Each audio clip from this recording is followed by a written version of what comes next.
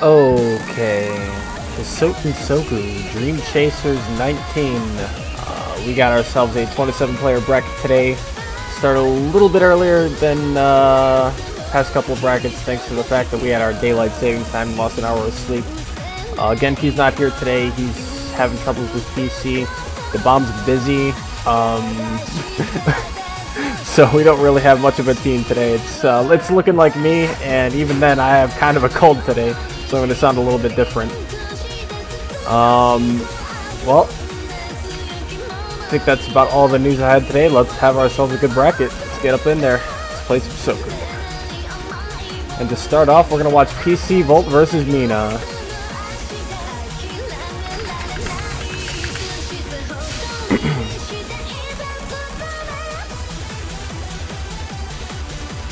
Of course, if anyone feels like joining in commentary, you are free to do so. I'll just be sitting here alone in the tournament channel.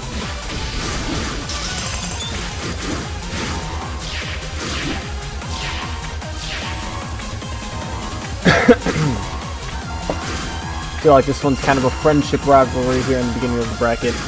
And no, I didn't rig this, I promise. It's all about host ability and region.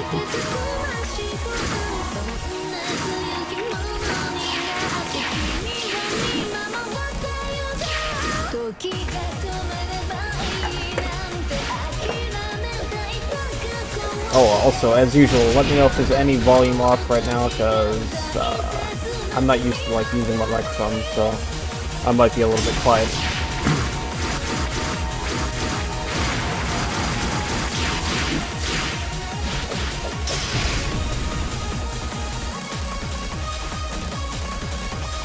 I think we'll have Canadable joining on commentary today, and see if I can get him in here.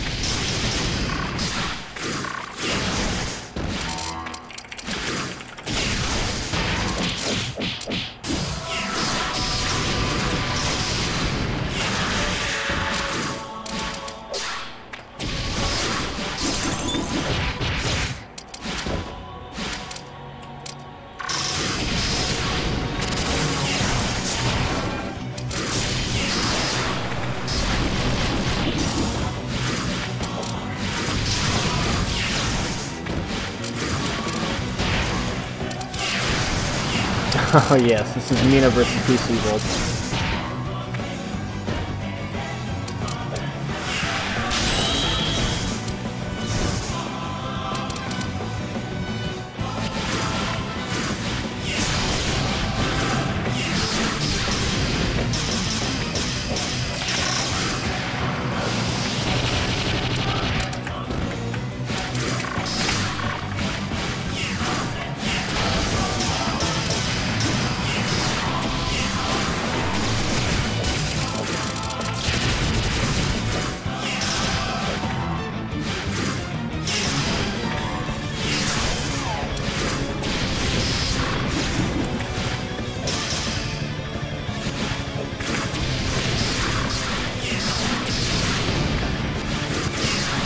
Okay, a random Donkey Kong joins the voice channel. Canadian's fixing up his microphone right now, so he'll be on commentary in just a moment.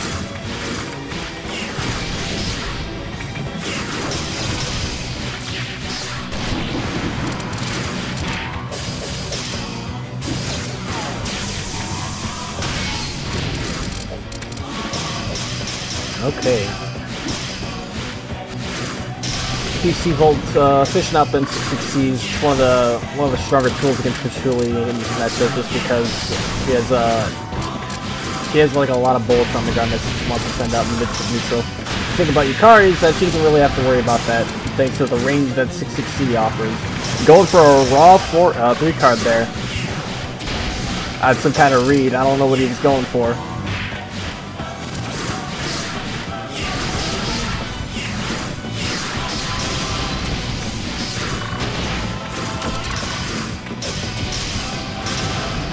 Ooh, really not paying attention to those orbs. They've just been crushed in mid-air off of 2C, Yukari 2C, but ends up catching him with a cross-up J2A.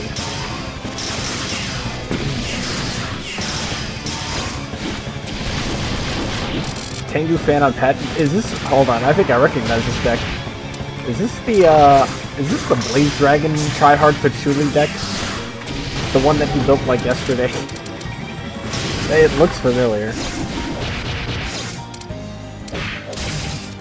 Oh, thanks to a bit of lag there, we end up dropping a really good combo right there.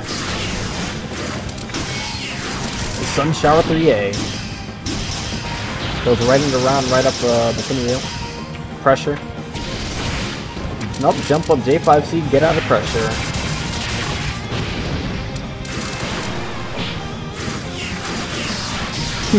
Wake up jab.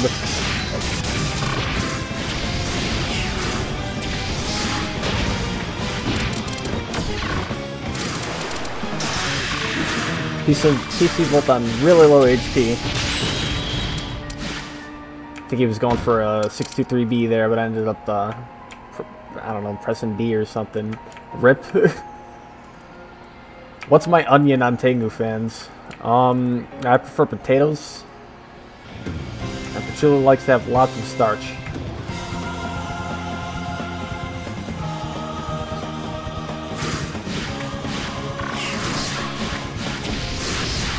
You know, that's an awkward situation when Patchouli 6C like beats out Yukari 5C. It should never happen thanks to the spread on Yukari 5C. But I mean, sometimes you get away with it.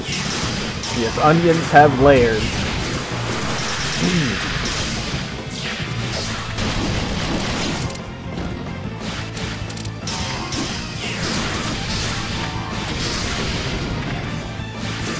Nino looking like he doesn't really have too much of a setup here. He's just playing his neutral and trying to level up his default skills. He's not running with anything too specific right now.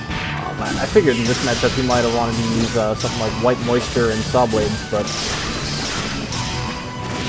Mina has shown that he doesn't need little alternate skills packages to come off strong in this matchup. Plus, these two have played a lot, so.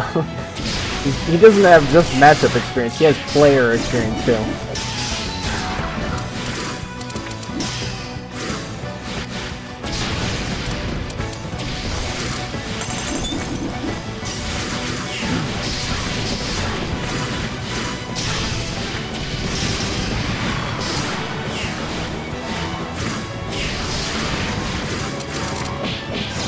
Spooky. Watch out for those jabs. Got crushed under J8A.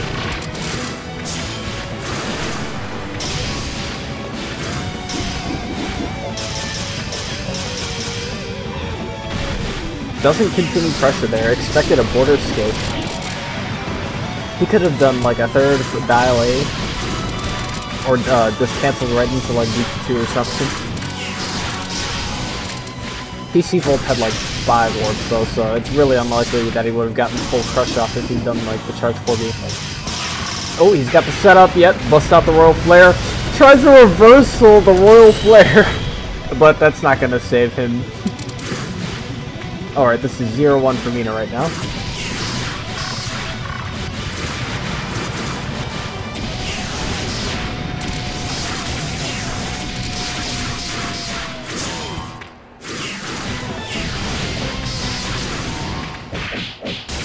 Oh wait, I think I forgot about,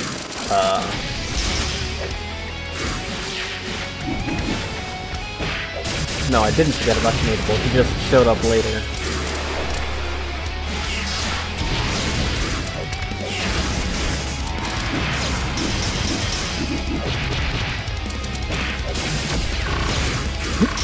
Ooh, Sun Shower. This is like, really good for Yukari. You just need to get, you just find a way to get in somehow. Crushed off the J5C. Mina kind of panicking, throwing out bullets. Just really wants to hit him with something. Anything. Just anything would be fine. 63 right out of the bullet string. Raw flare!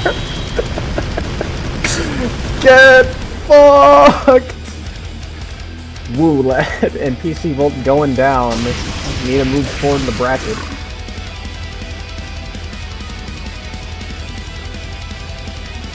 Got him. Mina's the prodigy. Mina has the next level reads. So just gotta get used to that.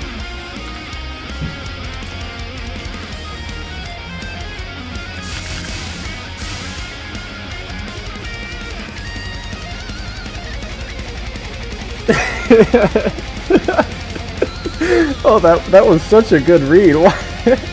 I would have never done Royal Flare there.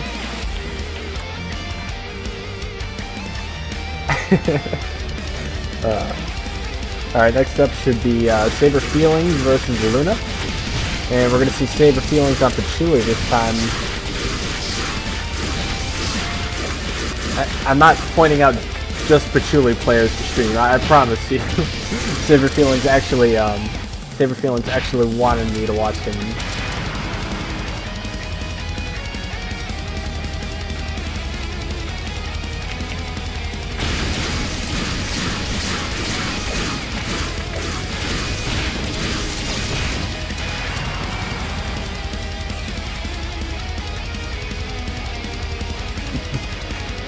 I mean, it happens, Iron.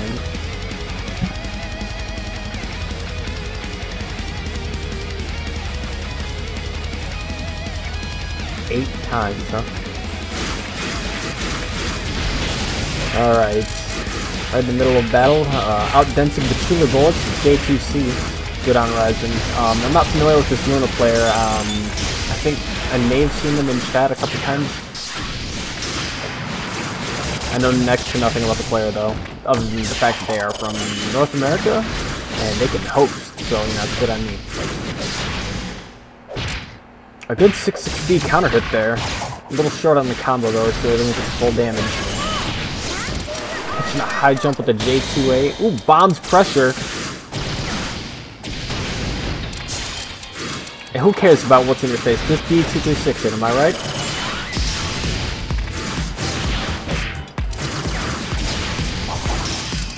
He's got the 4-slasher set up. This is pretty good for him right now. He doesn't even have to go anywhere. He can just do this and build meter all day. Watch the swords. Watch the swords. Walling him off with Jason there. I feel like this Ryzen should be doing a little bit more of the D214. When you full screen Patchouli just out of nowhere, it really breaks her guard, because all she really wants to do is set up 4-slasher and snipe the 60 and do D2 setups.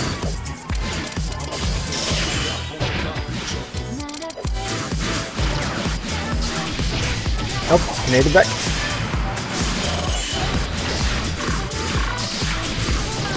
Welcome back to Nadeable.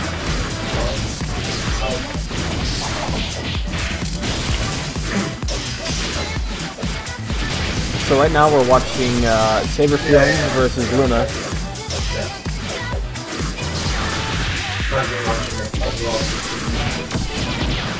I thought we did have some.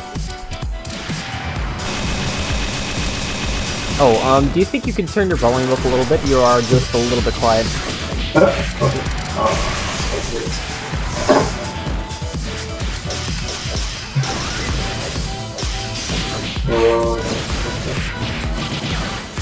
me see if I can turn some of my stuff down. Is it better?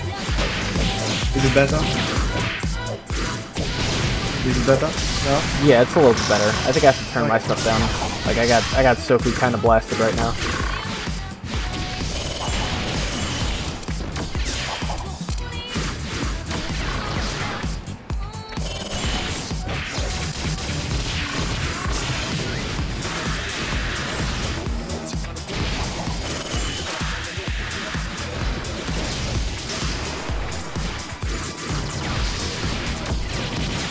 Okay, try speaking now.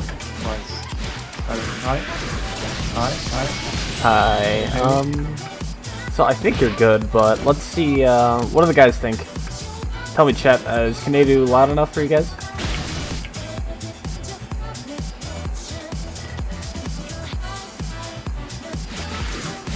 Yeah, it should be fine. I think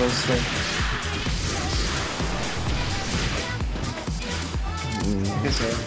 Looks like you're still a little bit quiet. I think it's closer to the microphone. Should be better now.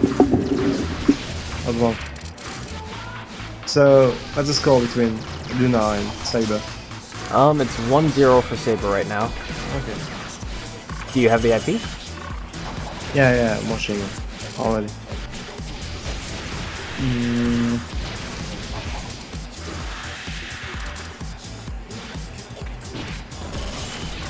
Ooh. Nice combo. He's got the conversions. Yeah, but he rely a bit too much on those. I think Luna should graze a bit more instead of trying to win neutral against Machu. Yes, I know. right. It's an almost unwinnable neutral. Like you don't want to trade any bullets with Archie since not have priority over anything. Yeah.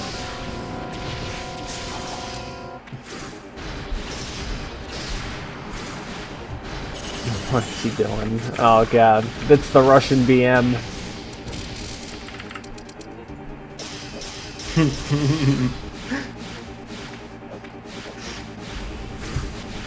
Yeah, well, he just needs one hit, and there's the J2A. Yeah.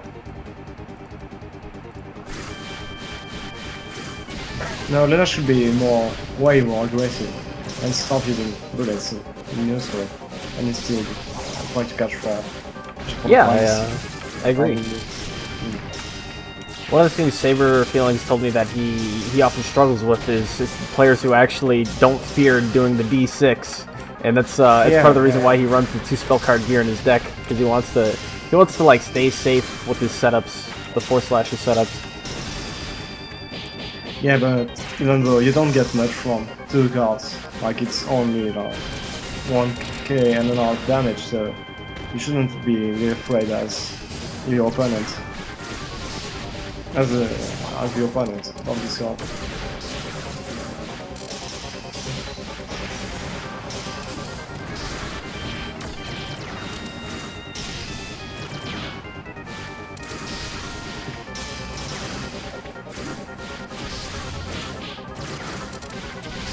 A risky D2-2 there. Just ends up getting jabbed.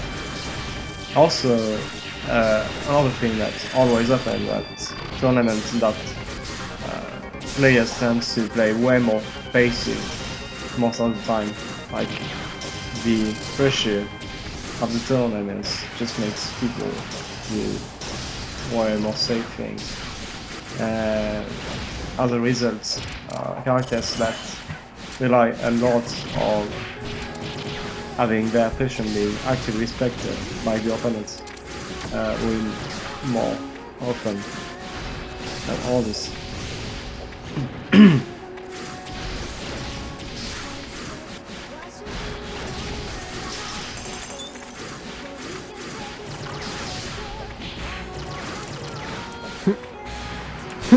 There's the gear. Oh, that should be a KO. Ooh, he had an opportunity for a very big combo there. Yeah. That's too bad. It's okay, he still won though. I know I've known Saber to actually have knowledge of the 3K plus Pachula combos. Some of the harder combos actually. I don't know why. He just insists that I watch him all the time. But I mean, we'll probably see him in top 8 today, so I'm not too worried about that. Yeah, also people like to choke on combo on tourneys as well. So that's a common thing. I mean, I hate to admit it, but it happens to me too. My tournament play is questionable. Alright, let's watch Roselle and Alarisk. Okay.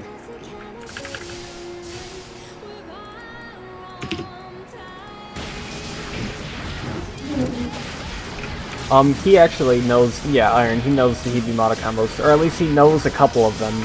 But he's a 4-slasher player, so typically his combos are really high damage. Oh, this is already the second match? Okay.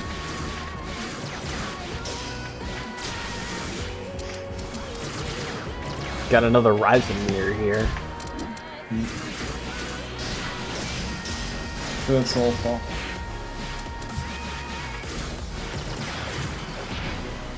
Nice.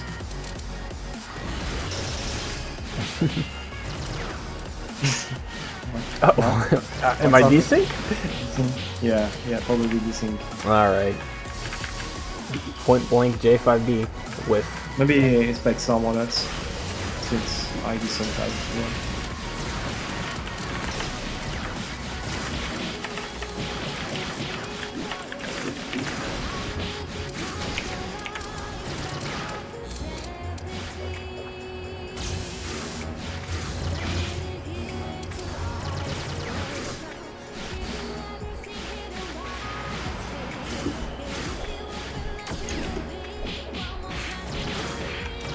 Yeah, I like the charge 6A there. He was going for like a landing catch. Oh, gets the cross up the 6A. Oh, I'm not yet on. This has got to be another desync. Holy crap. I'm trying to like pay attention to this game while trying to figure out if it's a desync or not. I don't think I can spec this. Yeah, it's a desync since you had the slowdown. That only happens at the end of the round. So maybe you watch another player there. Alright, let's see what we got. Toa versus Gary Takeshi. That sounds good.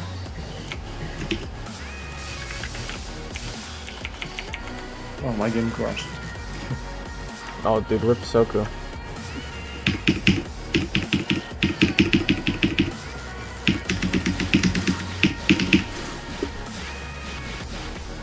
Okay.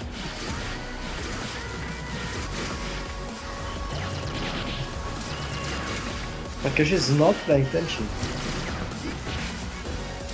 Oh, Gary? Yeah, I know, he's a Tenchi main.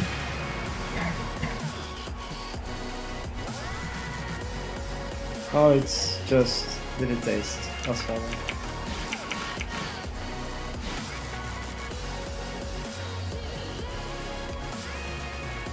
What's the... And Splinter, you're gonna need to record some proof before I believe that. Yeah, what's the ID glitch anyway?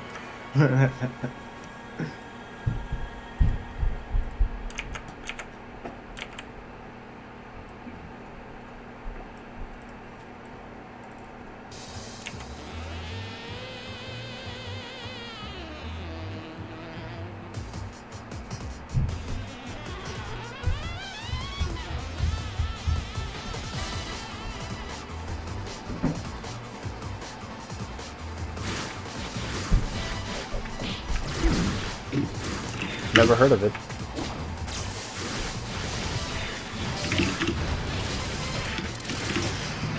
And Gary Takeshi's actually on Suika. You got the 6A, 6-6A air unblockable. Gary Takeshi running lava balls. Very good neutral tool. I think it applies a lot of neutral pressure. It's a very strong neutral tool. I have trouble playing around it all the time.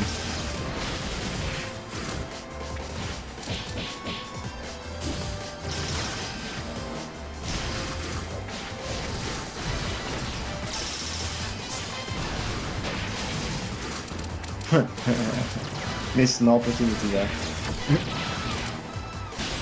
Oh. Shattered Dreams? This is Toa, right? I don't remember Toa, like, having the best combos. What happened? Yeah. I don't know. Maybe practice then. Wow. Nice movement as well. Wow. Oh, dropped it.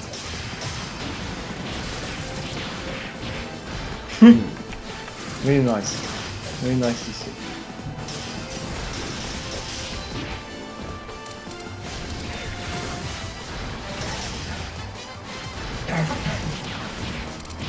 Because Ryzen is popular in EU? Must be. I don't know. Nice cross on that. Oh wait, no, I think Toa's NA.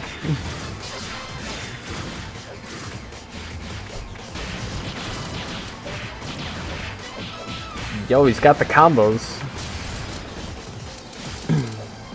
Going for a J2A cross there to finish it up, but Gary just walks back, leaving himself safe. Jumps up, J2B takes the round.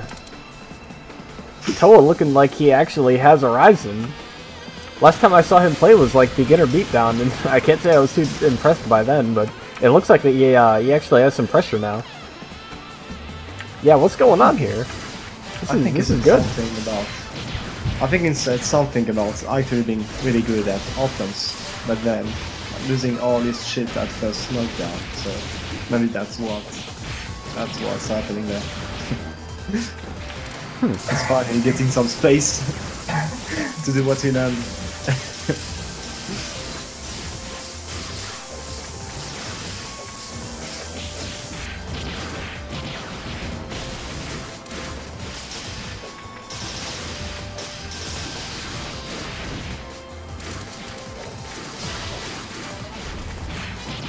Yeah, you should never do G2A. The nurse form. This is always leave you open to combos.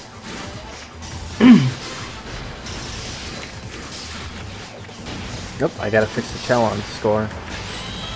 Oh.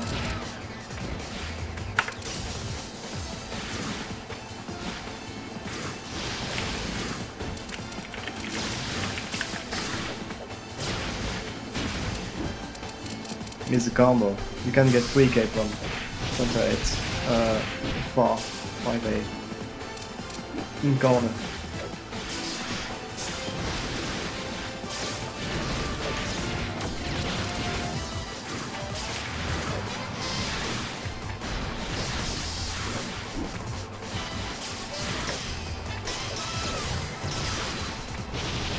Okay, I think that fixed the bracket. I guess Mina ended up 2-1ing Dakawalt. But that's good job, Mina. Yeah, that's.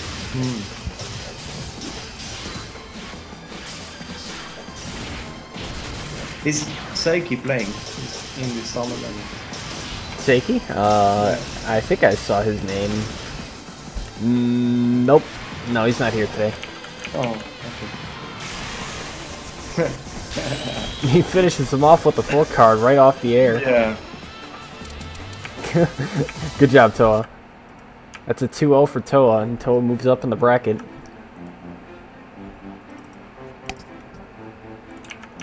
What is this derp music I'm hearing? Oh, that's Pokemon. Okay.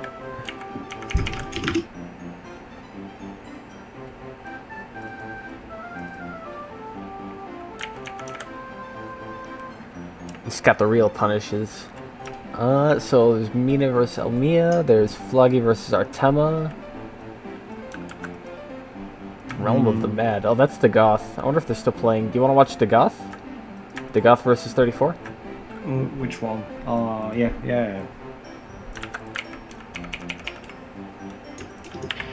Yeah, that's not this one.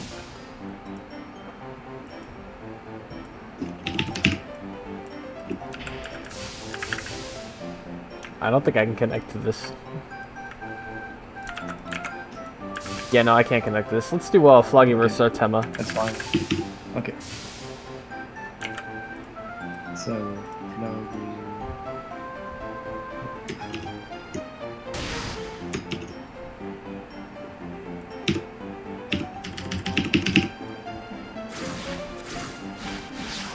Artema, and that's a Remelia player. What? I can't connect to this one. You can't? Here, let me see if I can relay my host.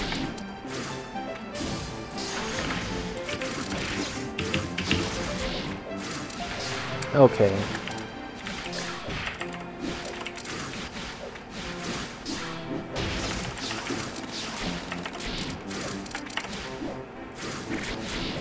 Alright, see if you can connect to that.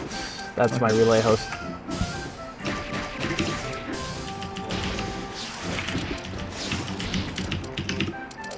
Yeah, it works. Thank you. Nice. So, real question, why are there so many Remelia players in SA? I don't get it. These days. Yeah, because Remelia is one of the easiest character to try at first. You often find an always constant amount of newer Vermilion players, but it really fades away quickly because her player's limits, she is like really hard to master. Same things happen with Tenchi actually. Oh, here we go, right in the middle of Typhoon. This seems like Sakuya's area. Like, I feel like Saki would be a lot better. Sakuya just has to do like 2, 1, 4, B, and she has natural in Typhoon. I don't know why she's losing it. Maybe she doesn't know about it. Actually, I never heard about ever of these two players.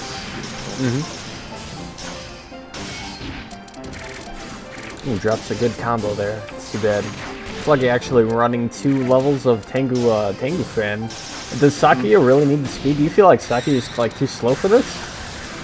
Yeah, because otherwise she cannot get pressure out of Remilia. She cannot follow Remilia because she walks too fast. I have the same problem with Tenchi. Unless I get like 3 Tengu fans, I cannot push her in mid-screen. That's how I feel about some matchups. Only like some matchups in particular. When I'm trying to catch her Amelia, Mei-Ling as well. Like Mei-Ling, Aya.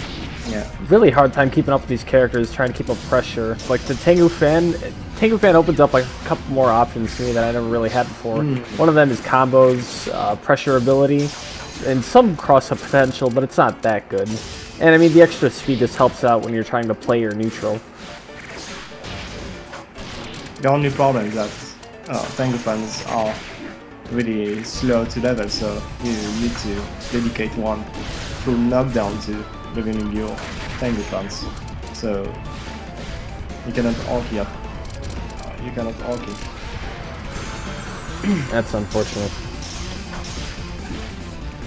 Throwing out a really nice looking card there, but didn't do too much. Yeah.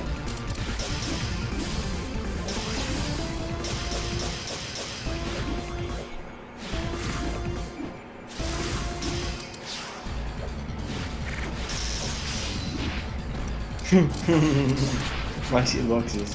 Nice.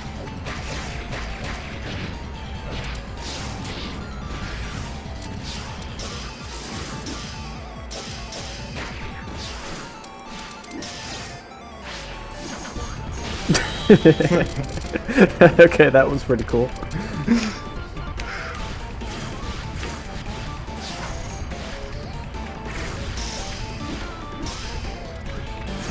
She has to be 4 card in hand.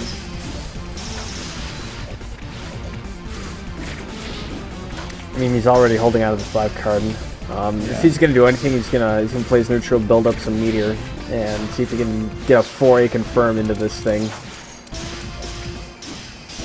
On the other hand, Sakuya holding on to private square, and that private square could be all she needs to really take this game off of Artema. I'm not quite sure about this. What I've known about Sakuya is is want that to use it as Oki, but just a neutral. Yeah. Here it is, private square. Yeah, what I've known about Sakuya is that as soon as she gets started on her knockdowns, the Okizeme, like, it just becomes hell. You need to like guess correctly. You need to block everything perfectly. Yeah, the only reason why Sakuya is S tier is because she can actually charge cards while doing setups. Like you get a free pressure after using 3 cards, so you can at least charge 2 cards afterwards. So if you get a guard rush with it, it's perfect because you can just throw 2 cards right after. And continue pressuring like until the end of the match.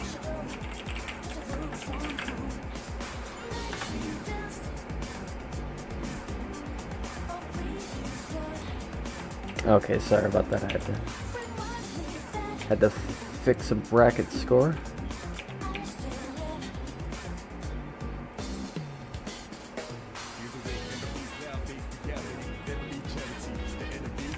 So another Sakuya player getting shut down here. Oof.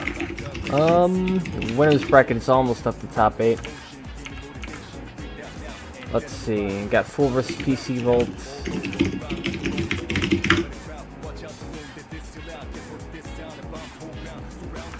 Chibu versus CDB. I kind of want to watch that because CDB is like, he's an okay, he's a mailing player I had trouble fighting in the past.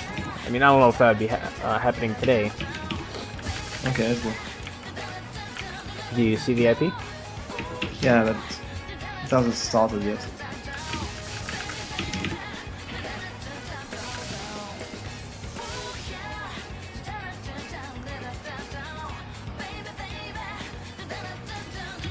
It hurts to talk today. I have like a sore throat, a slight fever, and like a slight hangover too. I just feel like garbage. Oh.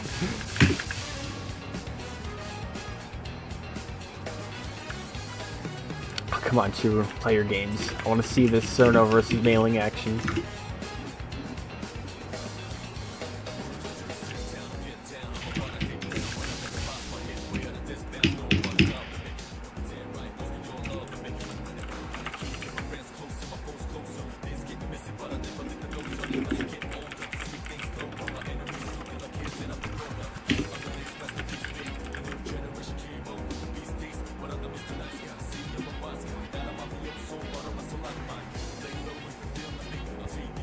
Sino won.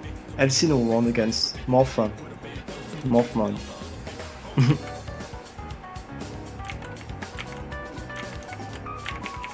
Oh, do you see a set? Did you see somebody playing?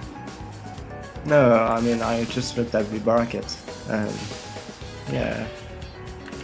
Oh, El Cerno beat Morphman. Yeah, wow. Yeah. Kinda surprised at this result. And Morphman had to knock out one of our cronies, the Zimu.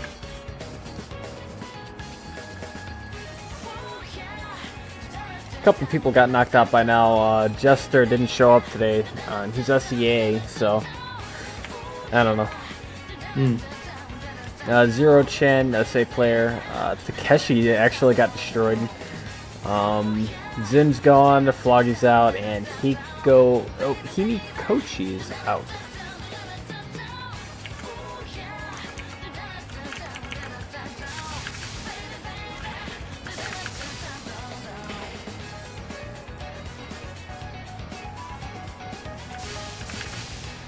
Okay, I don't think CB is showing up, so I should probably tell Chiru to like advance this bracket, but I mean, we could probably wait a little bit longer. Oh, no, he's there. Oh, he's having trouble with his PC.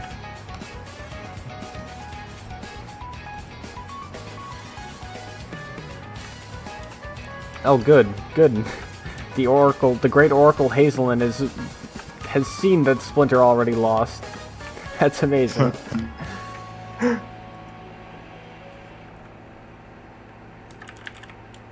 I want to see Elsino win against Splinter.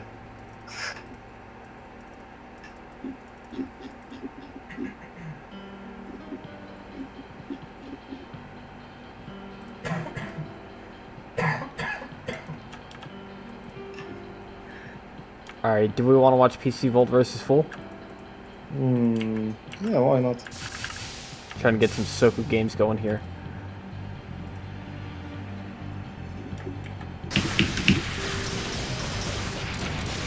I guess Roselle's dropping out due to not being confident in playing other players. What the fuck? Roselle got to like round 3 winners, lost from there, and ended up in round 4 losers. Now she has to wait on like 3 sets of Soku before she gets to play again. But then it doesn't matter because she just said drop her out. But I can't do that. Wait a second.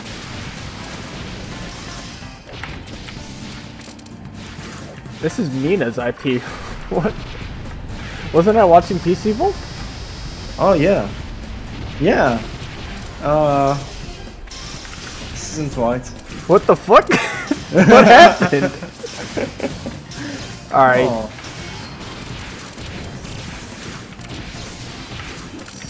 Yeah, no, this is Mina versus El Cerno. Okay, I guess we're watching Mina versus El Cerno, which is a round 3 winners bracket match.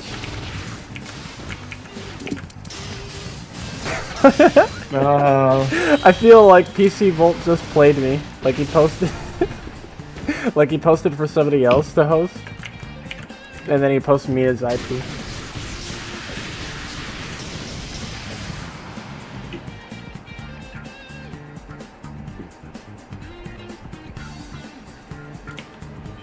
So, which one are we watching then?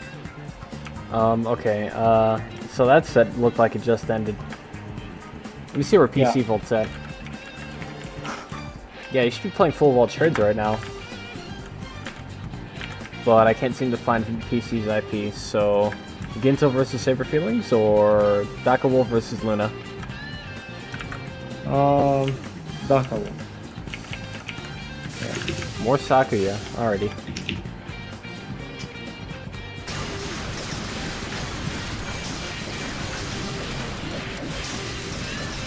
More Sakuya and more Raisin. Yeah.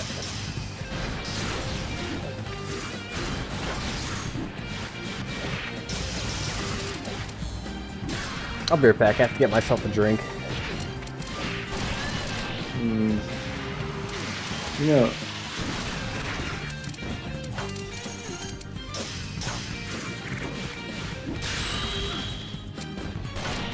Oh.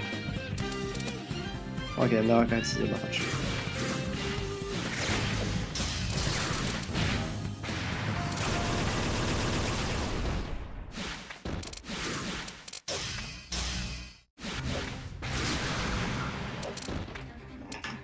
I feel like most of these players just lose their opportunity to keep momentum when they get like a full combo in neutral.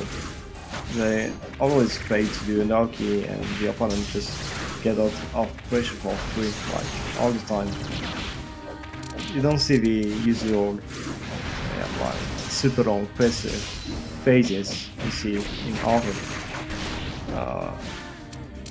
in other speed skip plays. Like everything just ends so fast and it's really hard to I don't know.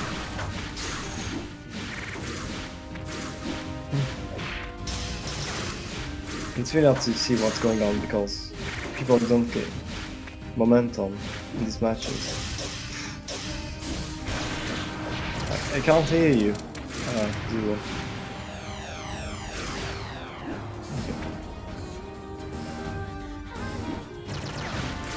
And I'm back. And I hear one of the sexiest songs ever. Oh, this is my own song request. What the fuck, chat? Let's get some song requests up in here. Okay. Is this still round 1? Yeah.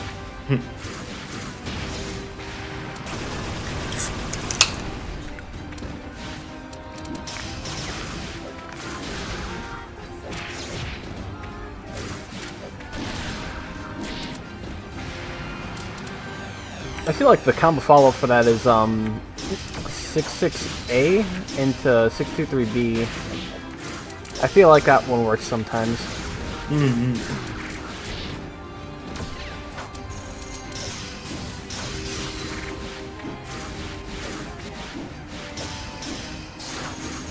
No, Daka Wolf should have only won the matches because she had a 2-0 advantage over the Raisin, but didn't manage to capitalize on it.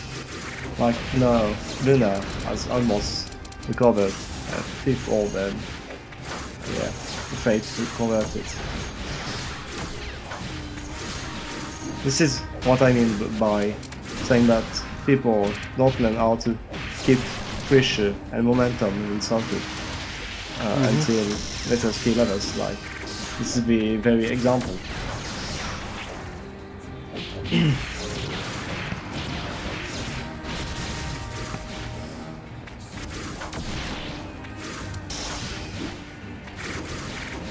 He's got a weather sword in hand.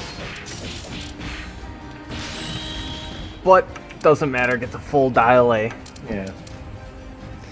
Round Yeah, one is, going to Luna. This is Daka's mistake for yeah, not keeping momentum.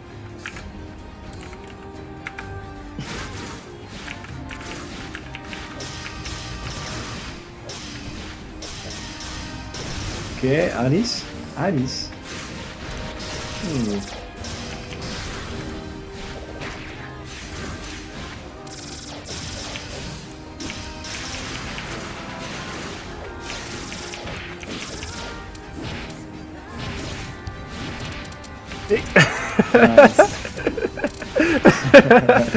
Yeah, dude, 6-6A war.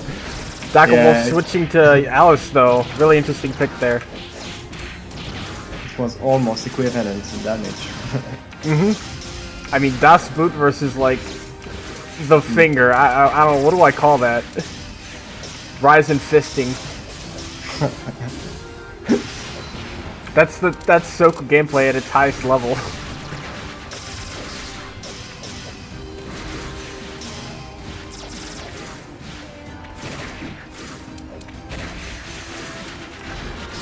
Ooh, he's a little quick on these cancels here.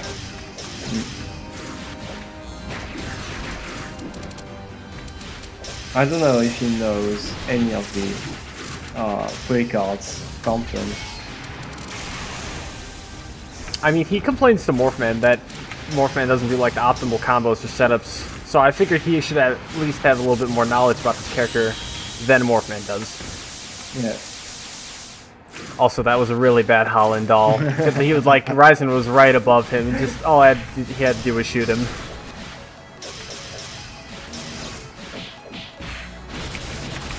He forgot to press A.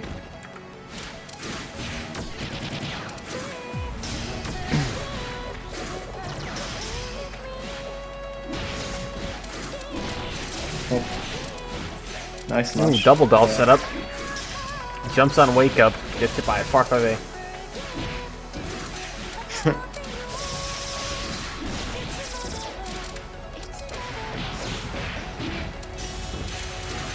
Yeah, he doesn't know the reserve combos, so he cannot limit times he gets it.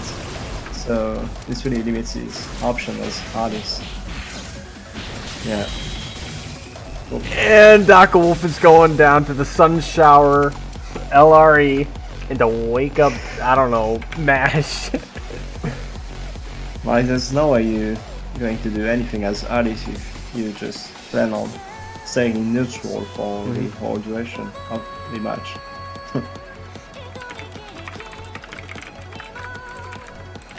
So, which one are we watching now?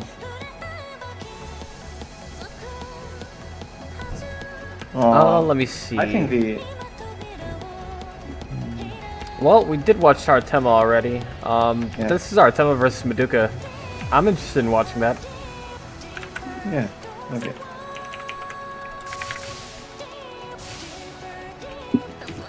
Yo, I don't think we needed a single coin flip today. I'm pretty proud of myself.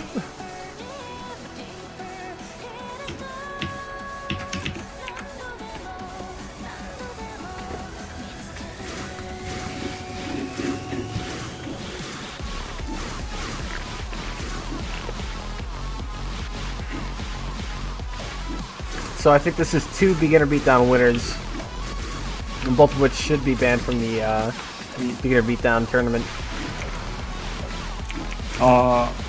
Can you set up a relay for Sure. me? Also, Splinter, this song. Ooh, I can feel this. This is good. Oh, it's East New Sound. That's why. That makes sense.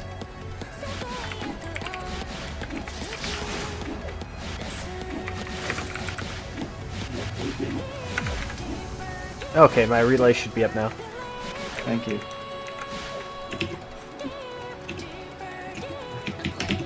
Artema's not banned from BB? The fuck? He should be.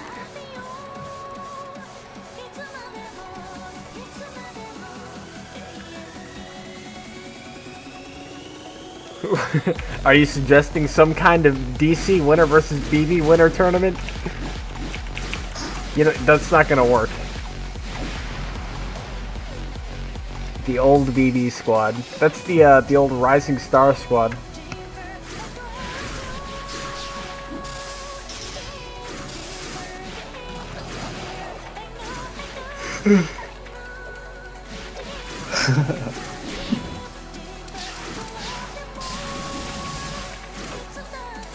BB level is not DC level. No, that is fake news.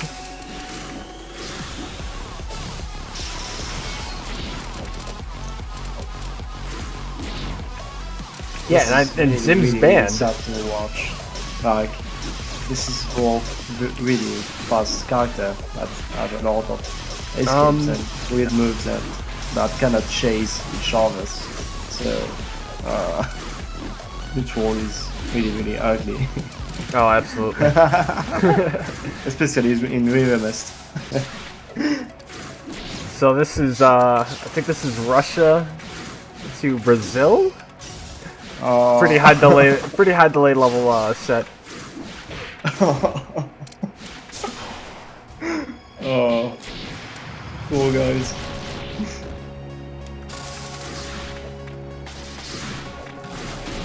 I don't know, I feel like Ramila is pretty good in delay. Not that we should really like be judging, you know, like the delay meta.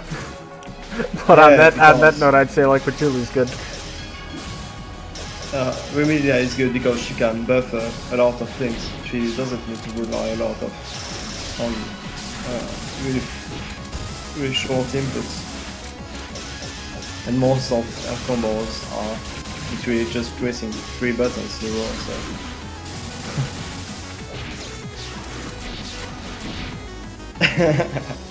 Like this one.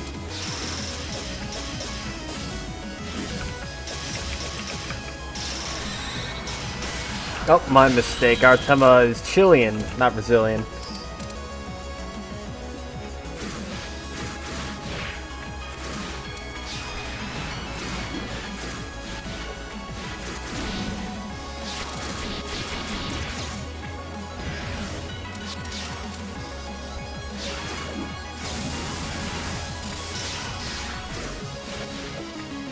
We are trying to bait this DP. Yeah, really hard. It doesn't seem to find it.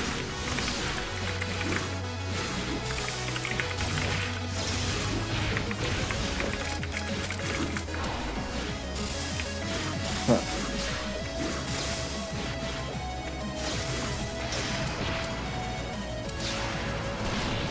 Nice, really nice.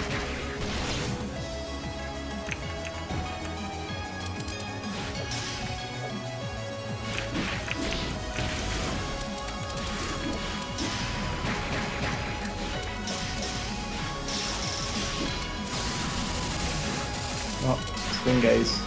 Maybe no, they didn't notice.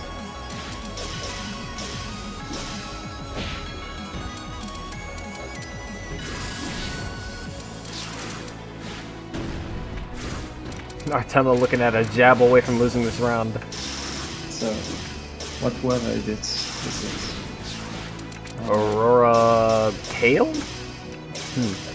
Yeah, no, it's snow. It's snow. Lost Gunganir, probably the one thing that would seal this match from him. Alright. Gets jabbed out in the middle of air. J5A knockout.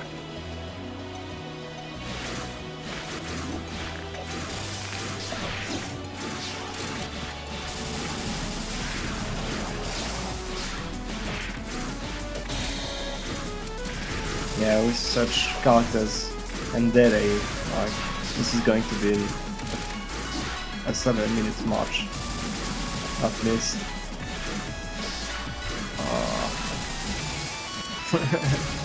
Like never how this character can touch each other, because they both like freed movements.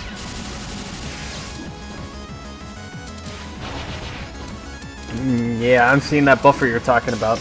Makes it a little bit easier, I guess.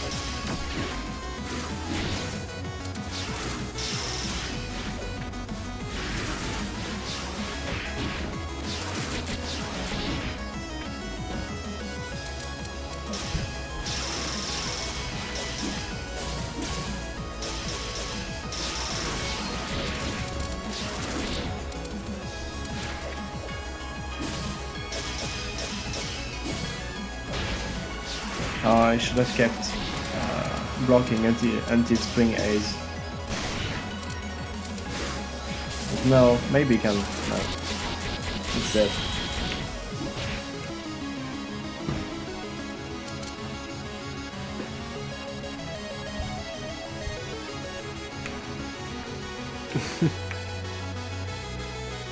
Hold on.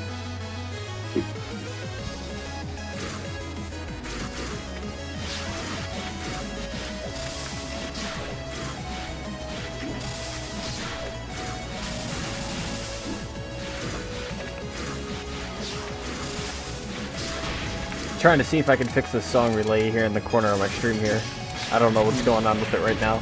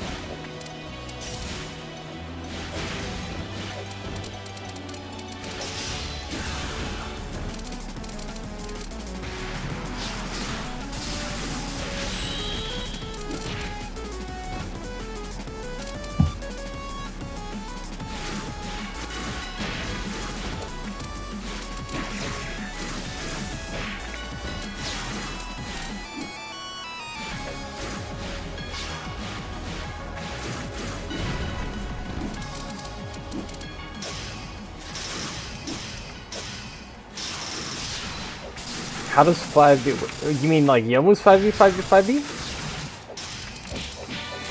Nah, I don't see how that's a repellent. All they really would have to do to counter that is to do a J2C.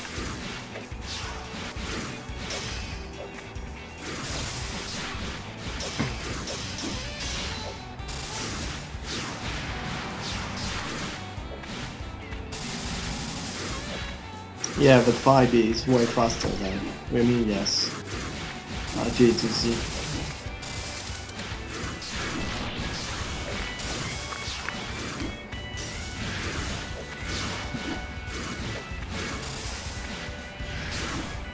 Because I wanted to see Madoka play, that's why.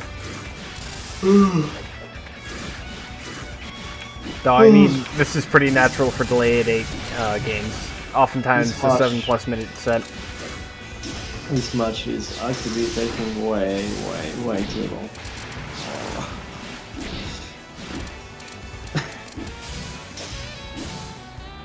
Also, they're both playing low damage characters. I know what you mean.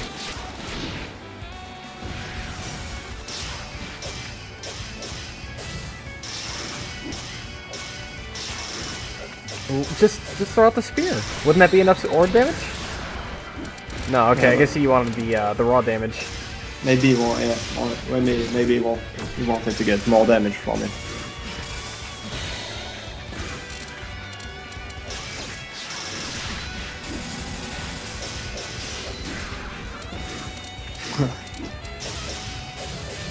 Yeah, 8k. This is gonna cost him the one, actually. I hope so. No, he just needs another cross of J2A. Does he get it? Oh. Yeah, no, it's even worse. It's even worse. Okay, he gets him on the 3, and that's a 204 Artema. Madoka going down. Actually went down from losers round 3, so he's actually out of the entire bracket. Oh, PC boss. But there's still PC boss. Is that the actual which PC? one I should trust. Is that the actual? Is that the real PC Volt? Let's try this one. The second one is the real one.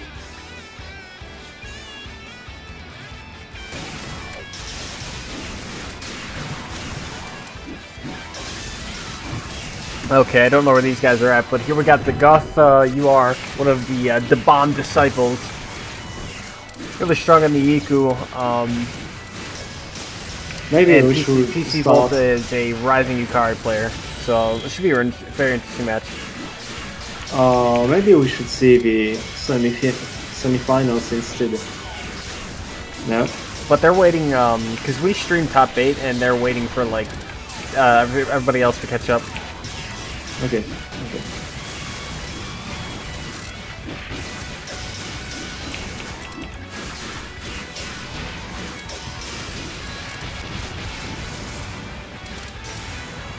Catching him on the reversal. Nice. Good 4 card.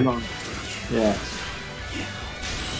Oh, the J2A was just an inch too short. Very good 2C right there, catching him out of the air. Everyone of this kata can really abuse Diamond as well. I mean, a Yukari with Diamond Dust is some of the scariest stuff to exist. Yeah.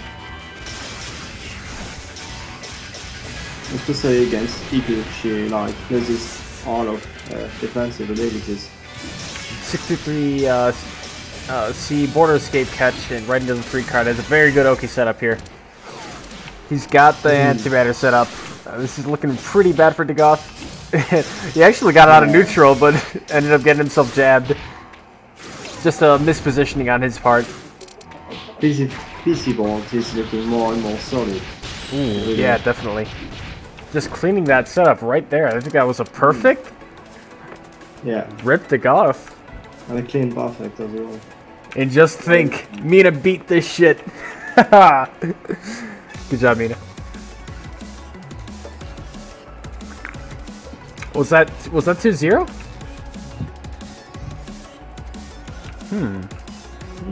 Already over? Okay.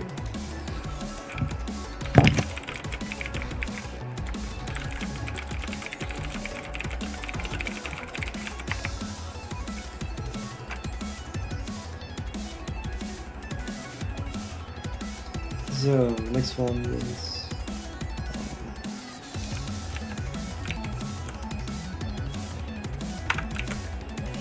Mothman versus Luna.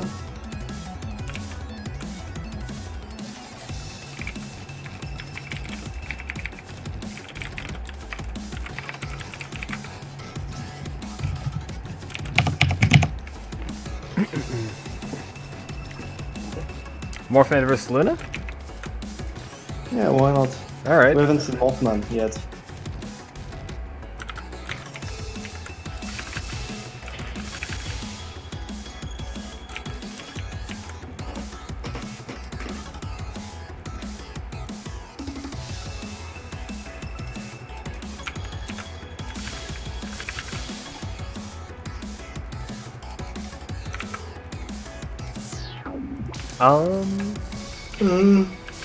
Not sure I can connect to this one. Yeah, I cannot either. I'm stuck on my black screen.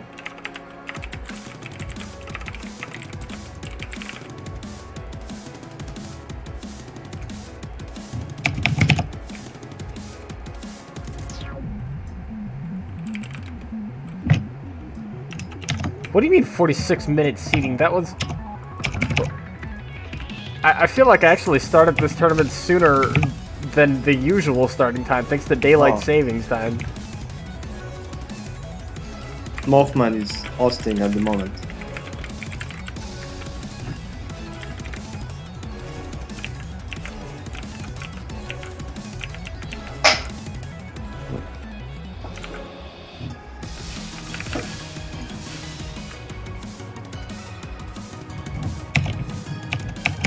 Yeah, can I take a drink?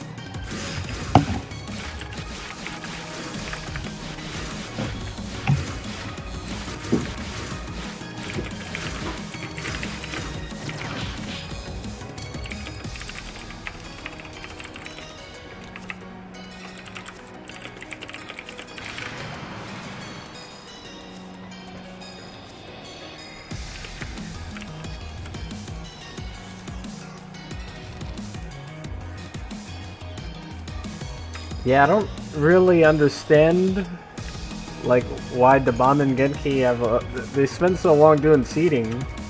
I was like, okay, I know these guys. I know where they're from. I think I got this.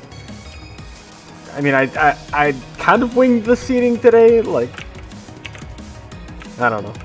I mean, if you guys say it's fine, then today it was okay. Toa's fighting Ginto? That's actually really sick. Well, wait, no. They already fought. Toa beat Ginto? What the fuck? This is... I think we got stuck in the wrong timeline.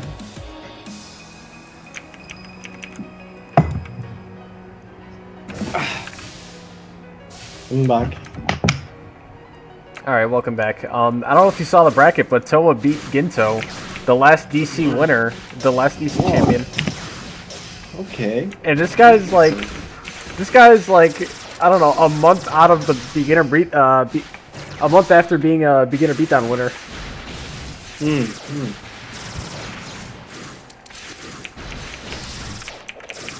I'm honestly perplexed. What's going on? Abandoned timeline. Why are you watching? Okay, Morphman. Yes, this is Morphman versus Luna. Morphman on Alice Chan, and Luna on the Ryzen. I'm actually betting on Morphman for this one.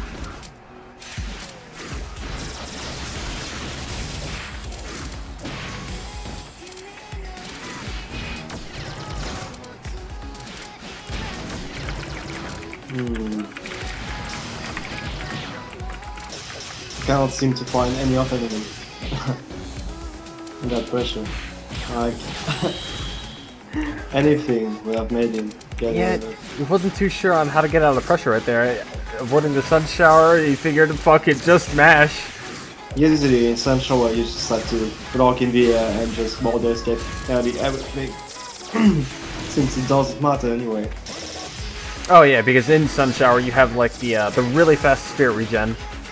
Yeah, so you just have to chicken block and border escape as fast as possible most of the time.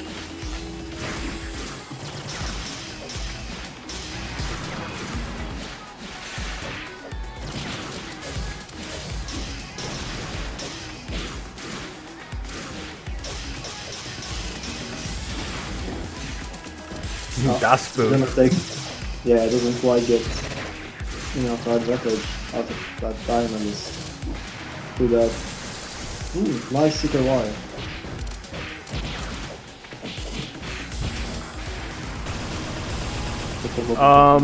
Okay, he dodged the typhoon. I forgot there was gonna be a double bounce there. Another diamond dust. Yeah. Nice. Just get out of my face. J2A. Let's see what happens next round.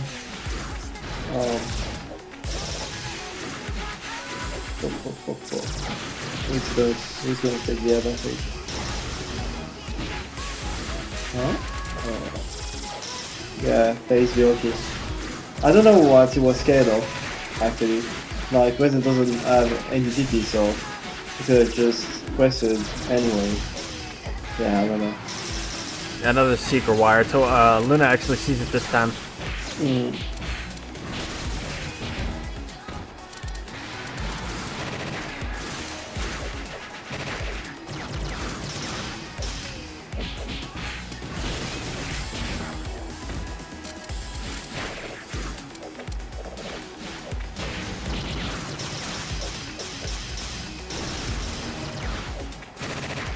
I like that instant air J2A going for the border escape catch.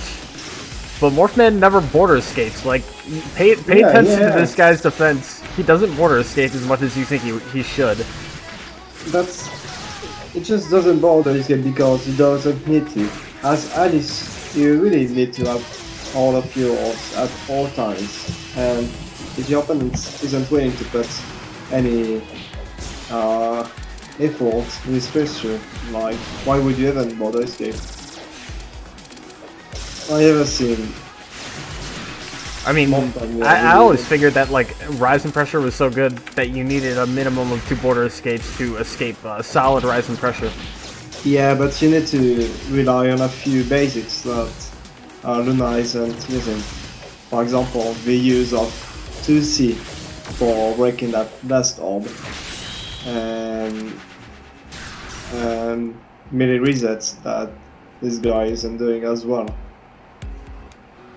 So this is why he fails to properly pressure this artist, and needs to just try to catch for BUs that are needed for movement.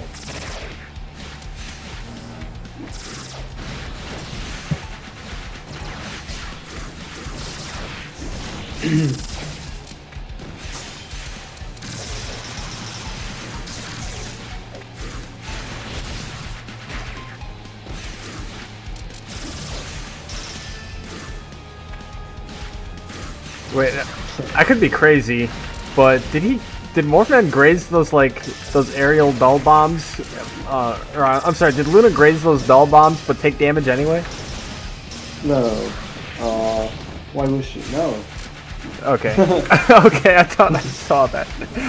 Oh, maybe I'm just crazy.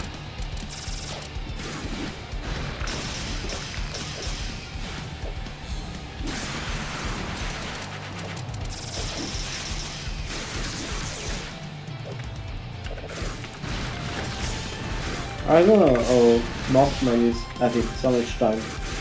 Well, so much of now time thinking that this okay against Raisins since she has like the worst recovery before game. Yeah. He always take his time before sitting that any balls and ends up losing the okay.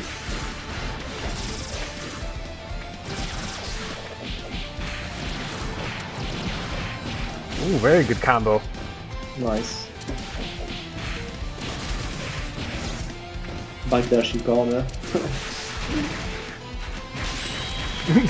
The D22 just doing enough damage to take this around.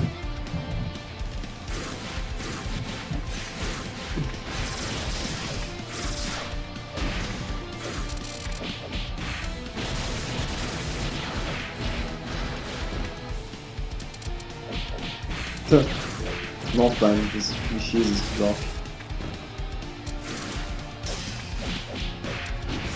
Nice smash there.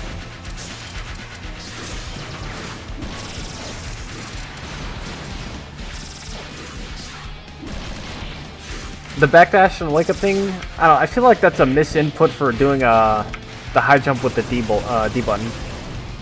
Yeah.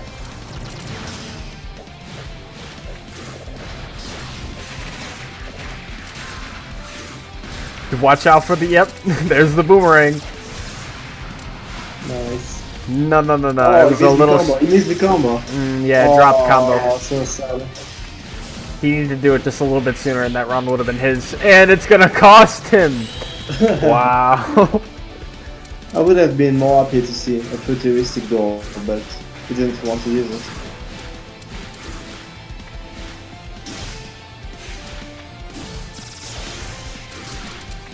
Yo, how do you feel about doll archers? I feel like they're really strong. They're weak, but they apply just enough bullet spread that allows you to get in.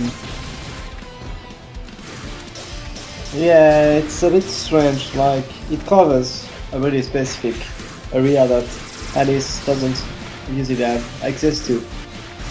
That is like right above her. But other than that, like I'd say that it doesn't have much uses. I don't know, like I don't know what to say about it. It offers great damage, but other than that, it's not really useful. But it's not as bad as the other. What is this alpha pressure? Hmm? What was that alpha pressure? Did you see that? Just walk up 5A, walk up a little bit, 5A. I forgot to notice what was happening. Oh, okay. I think he got a little too full of himself there. Luna actually ended up taking the match off of him. Nice.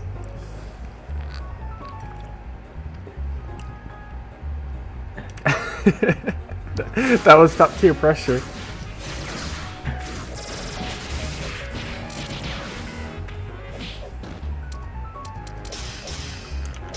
1-1.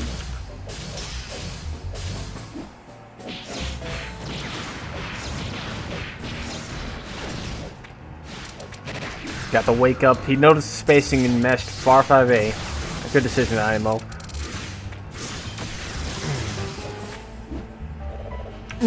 Bad spacing on the far 5A.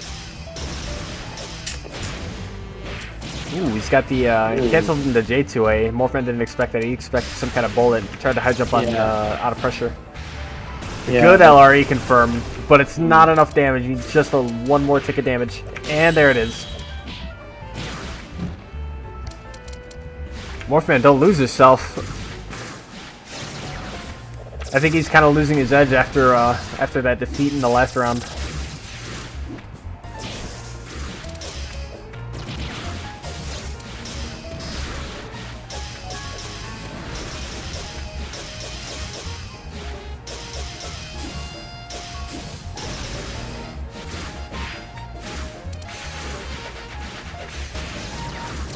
Oh. Jesus, that far 5A range on Ryzen, I mean. I want to see this futher is the goal. Please, please, please, please, please, Morphman. Wow, very good. Baited Genki there. Here's the doll. Don't fuck with the doll. Don't fuck with this doll. Oh. He tried.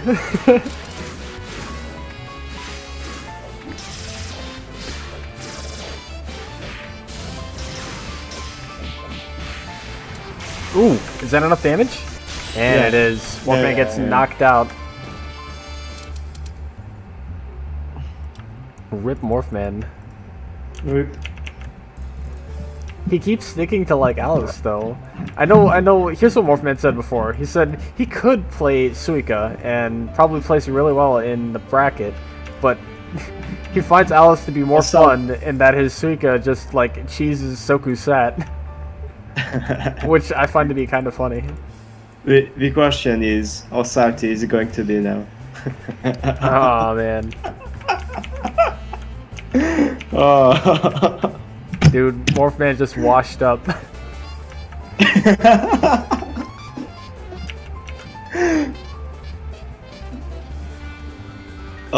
Next we have CBD versus Luna.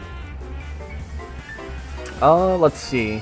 You got, oh, is that top 8? Yes, it is. Okay, yeah. CDB versus Luna, and then we can start our top 8.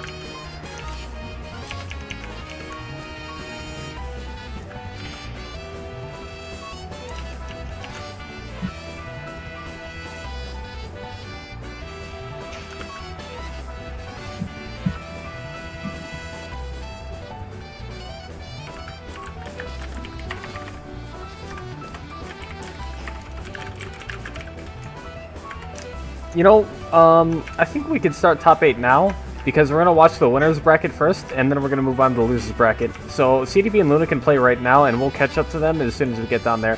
Which means right now we have our top 8 is Splinter, El Cerno, Saber Feelings, and Shiramiru. And in the loser's bracket we got Mina versus PC, so we got a rematch from the round 1 in the winner's bracket. And it's going to be Toa versus whoever wins from CDB versus Luna. So let's go ahead and get to Splinter versus El Cerno in the top 8. Okay.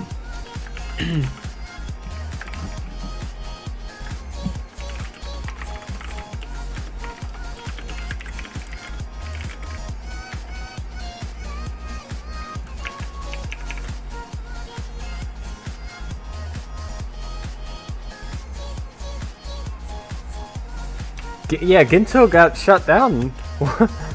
This must be what Genki was talking about. Like, he said that people might win in this tournament, but that does not mean that they are consistently good.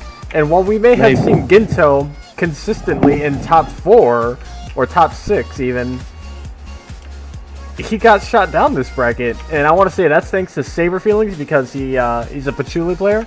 And I don't know. I want to know what happened to Toa. Like, Toa went into the hyperbolic time chamber, came out of the hyperbolic time chamber as, like, the buffest Tuhu. you could ever imagine. He came out with like Cho Ryzen. I think people finally learned to play against the script. Genki uses like this guy just does the same thing over and over and over again. Yeah.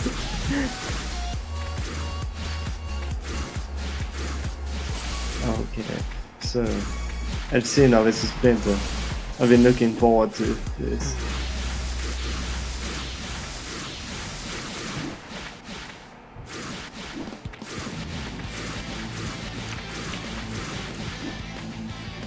If Splinter loses, this is going to be like really mad.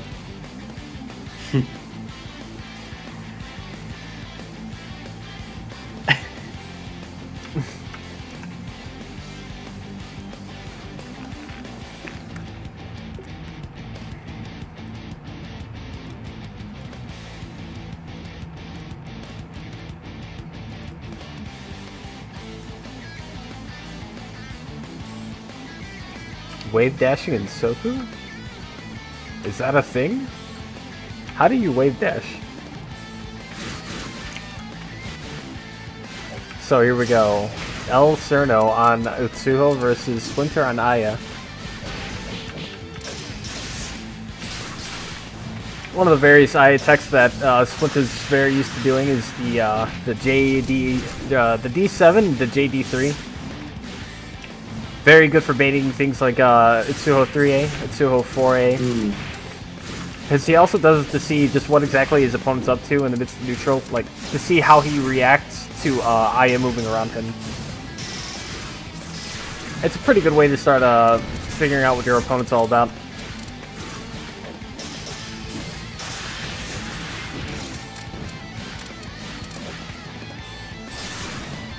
About 30 seconds in. El Cerno looking really low on HP right now.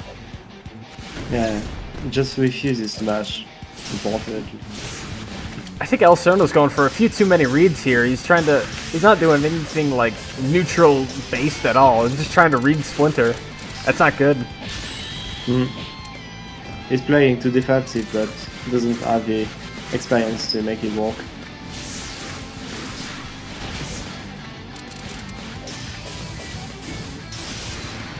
Throws out the 4 card. Here comes the pressure. Did we get a crush? There's a crush. Yeah. We should have always get there. Yeah. Get some mediocre damage. Based 4 card. Oh, blue sky. Just D2 out of we got the 2-way pressure. That's 2 orbs down.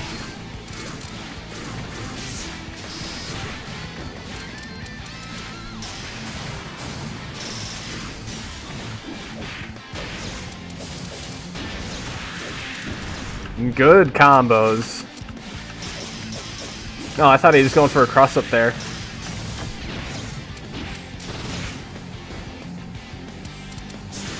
Oh, okay. No wake up, no Okizeme there. He probably expected a ground tech and was preparing for that instead.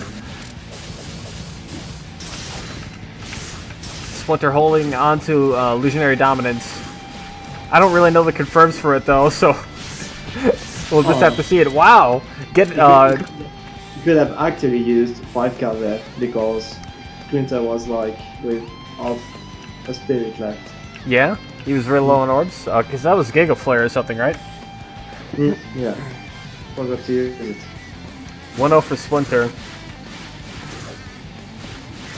Yeah, that was a really good combo. He caught him like on the wave of the D236 in the air, and then he comboed into another D236. That was pretty cool. And then seeing it. What are you expecting? Someone named El Cerno to not play Cerno? Then again, I can't really say that because we got a couple people in the server named Patchouli, and they don't play Patchouli. Like, what gives, man? Was that a Jade, eh? What the fuck? That's some good movement. Okay, he's got the cross up. Or trying to get the cross up. Man, ultra low Jada. Yeah, I know, right? At least he knows his combos. I see. At least some of them.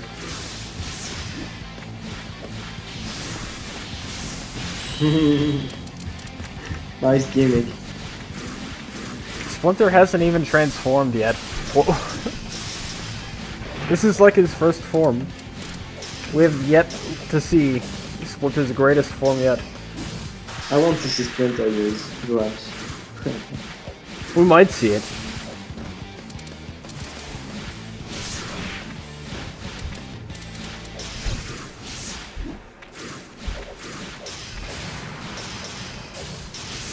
Let's see what's left. And so crushing the illusionary dominance. Sega. Should be about 3k. PC controller. Scratch that, that's 4.4k. Wow, that's a lot of damage. Very good. Actually, I believe Splinter is the one that's headed for first place at the moment. Who said I had low damage? That was really good. Though I think El Cerno was just having trouble keeping this eye off him. He's not too sure on what buttons he should be pressing at all, if any. Because I thought I'd see more just neutral 5C out of Cerno. What did you say, sorry?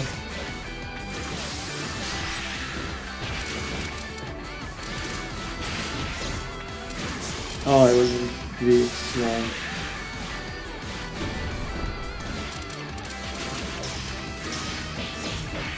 Okay, so it is only on 5 cards.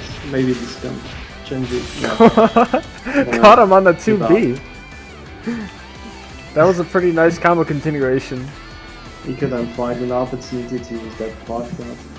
Yeah. Which is, that's a reversal, isn't it? But it's like unblockable? No. It's not a reversal, but it's unblockable.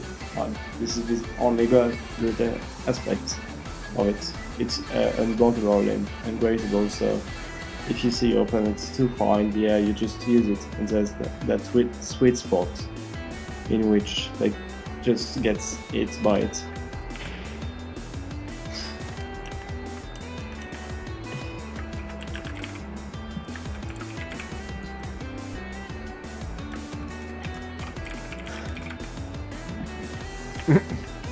Okay, Saber. Saber and Shiramira are next. I think Saber is gonna win this one. Oh, this is Apache Miro, right? No, Cheers is Cerno. Oh, okay. I was scared for a second there. The only patchy mirror we might see is like Mina versus Saber, if that happens. Oh yeah. And even then, Yeah, like Saber is good. also known for playing Mei Ling, so he'd probably just play Mei Ling in that set.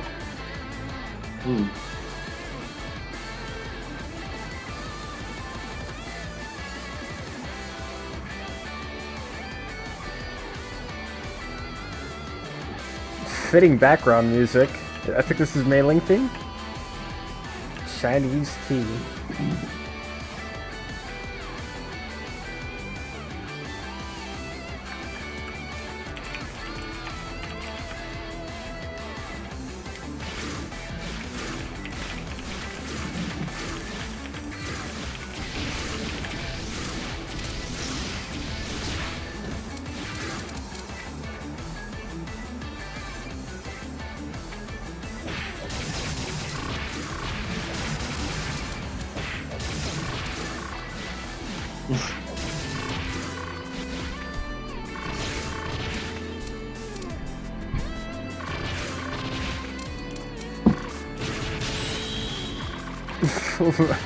This is some really aggressive delay test. Saber missing any of his software.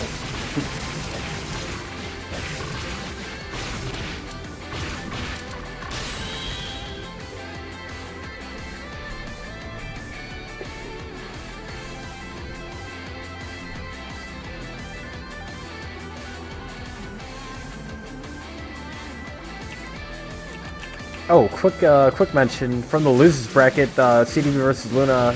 CDB actually took that set 2-0, so it'll be fighting Toa. Who's CBD? I never seen CBD. He's a little bit older of a mailing player.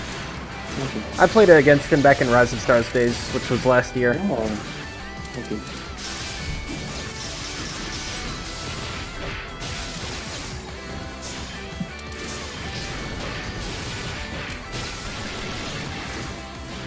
Actually, Shirin Miru is really fun. I didn't know we had a scene of lane.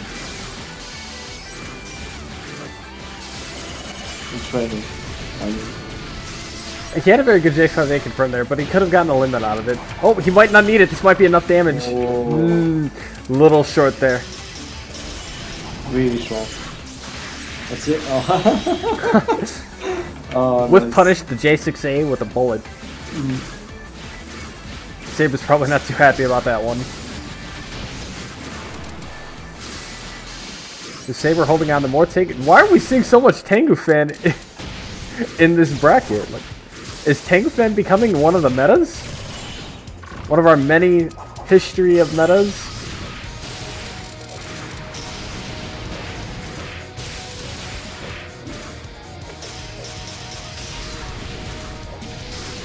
So one thing I know about Shiromiru is that he's a player that does not like being pressured, and he's very quick to border escape. Because he's also used to facing a lot of players who cancel like J5As and J5Bs in 5As into 5Bs very quickly. So he's very quick to high jump to border escape, and that's like really bad. It's like really good against Patchy because he's oftentimes going to do that, have very quick bullet cancels, not do many melee strings. Thing is, I don't know if like Saber knows how to punish that kind of gameplay properly.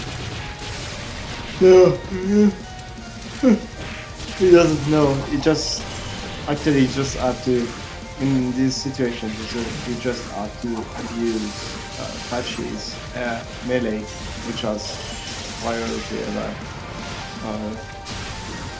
the rest of the cast.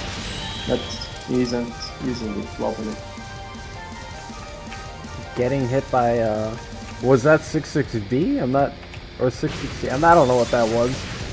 But Saber going down and Chiro taking the first round off of it. This is laughter. It's like he could have mashed that 2-spell card reversal there, and he would have taken the round there. And like it's pretty hard to punish even on blocks, so.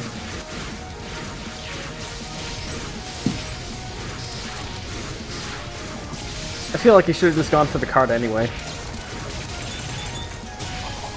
Ooh, he's got the Force Slasher setup. Oh, by the way, another quick mention is that this is kind of a smaller mention, but he used like A plus or I think it's A plus B to level up that card, because normally when you use a skill card, like the skill level up button, you can't hold the skill to like keep the button pressed down. So with Force Slasher, you would have to use A and B to cancel out of it. To cancel into that spell and be able to hold Force Slasher in place. Yeah. Actually, I have also one weird interaction with the skill level button with attention with the rock shield. Like if you use the skill button after using the rock shield, it will throw the whole rock shield, like as if you have used the C version. But this is what's supposed to happen. You're supposed to use the B version, but that's not what happens with this skill. I don't know if it happens with all the skills as well, but I've never seen it before.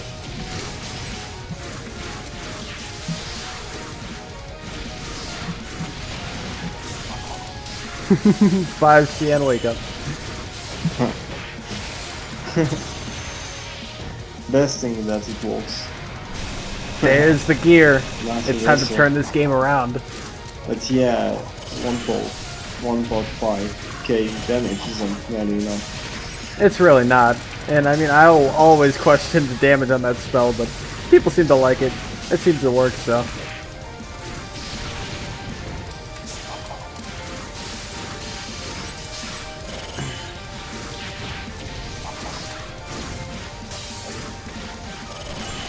I think Chiru's making full use of his extensive patchy matchup knowledge, and that's what's throwing Saber off in this matchup.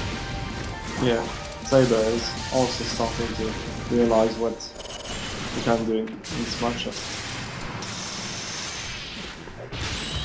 That was not enough orb damage.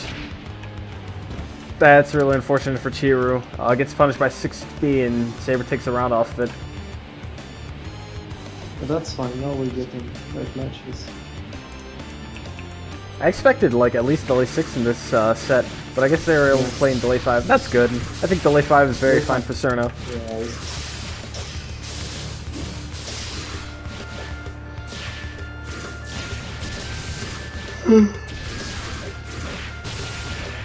Ibuki Gourd.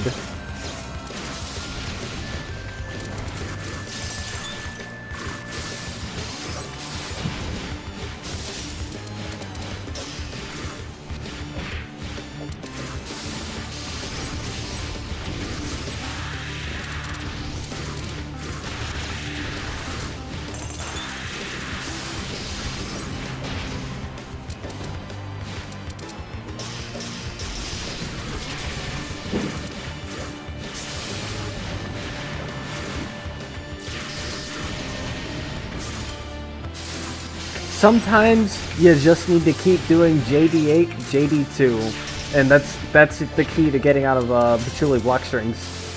And she ends up wasting a lot of her spirit.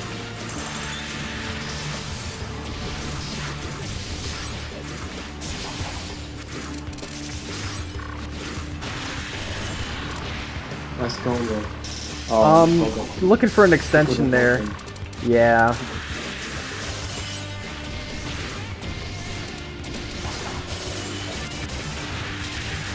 Oh, he was just a little short on the orbs. I think if he just swapped into J5C, that would have been enough damage. This is Chiru's chance. He just needs a very good Oki here. He also safe jumped that, One counter is left. Oh god. Saber. Oh no, Saber! Whoa. Chiru actually brought that back. That's pretty good. Xeno also forgot to farm some cards in Scourge at the end of the run. Catching a D6 with the 2 spell card gear, pretty good. Oh, Typhoon. Oh, this is cancer. Yeah, this is really bad because nobody here has a good Typhoon, not versus each other anyway.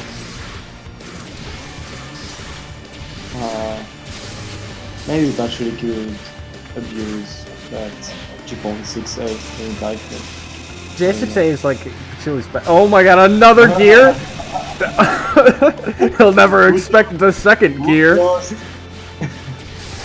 Who does this?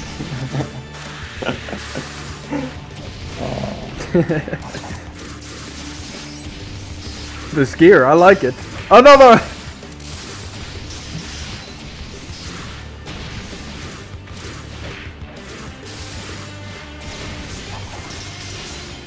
Very good land cancels. Oh wow, it keeps himself safe with the level up there by launching the swords. He's really greedy for these Force Lasher setups.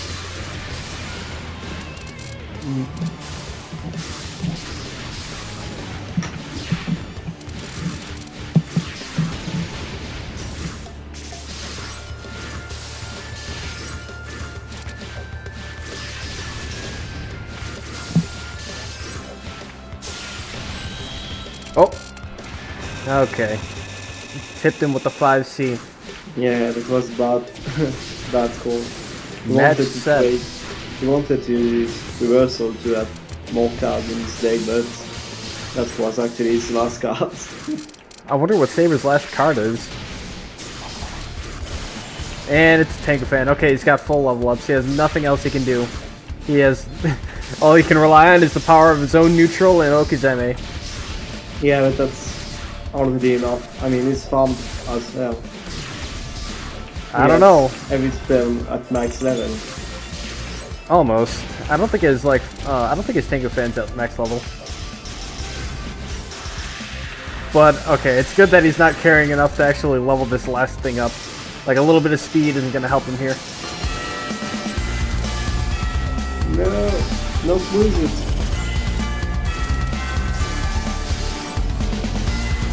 No. Oh, he can't lose it. He can't lose the card. Actually, it's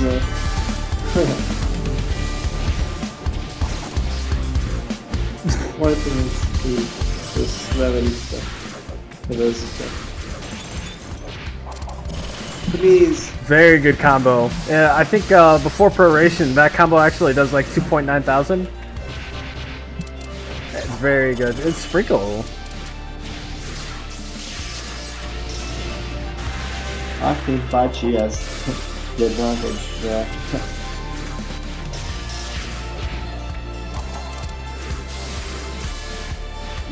This set can only end in J5C.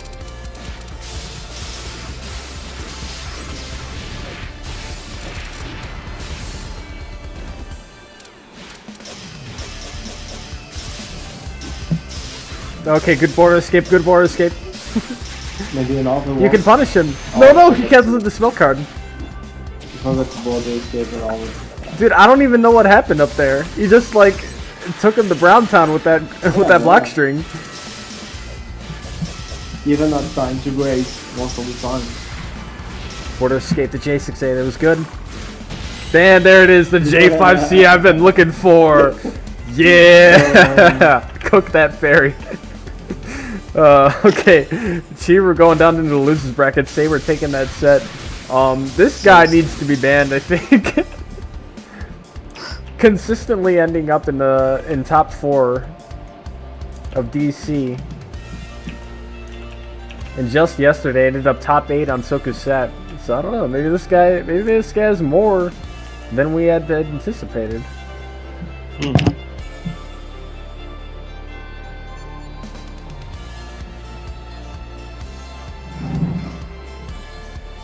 What, Splinter? No, you don't. Saber is Russia.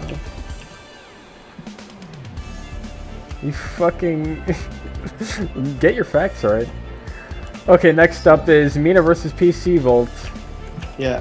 Matchup, the rematch of the century.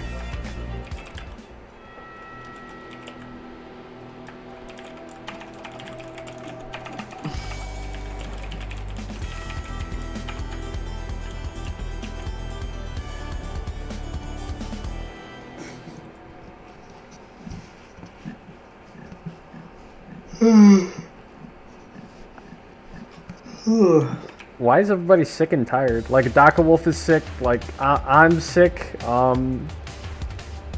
Genki's dead, Mina and PC Volt are sick. It's like what? I think I'm gonna cast on my bed, like it's getting really too tiring. Just wait. I wanna talk about move some things. Alright. Irish, I don't even know how you could drink for that long. I'd stop after like the 8th hour. Oh, which ones?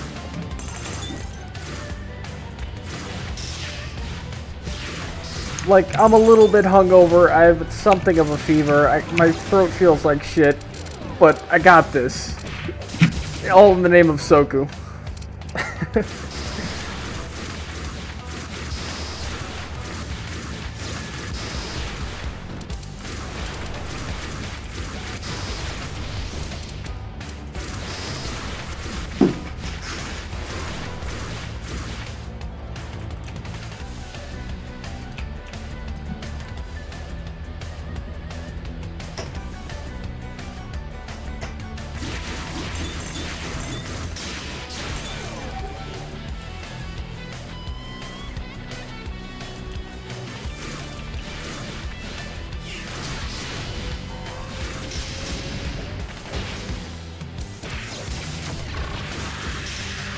Ooh, okay, alright. I thought he was gonna go for the extended block string and Nair go for like J8A, J4B, J8A, J4B. Okay, so Pursue's got some pretty good monsoon combos, actually. She can do like far 5A into charge 6C. She can spam 2Cs. What else can she do? Oh, you can actually pull off the 2-3-6 combo a lot easier in monsoon. So it's like 2-3-6, high jump 8, JD, 2-3-6, J4-4, 2-3-6. Anti-air 6-3-B. Ooh, trying to mash out on wake up there. Just really not expecting that J6A range.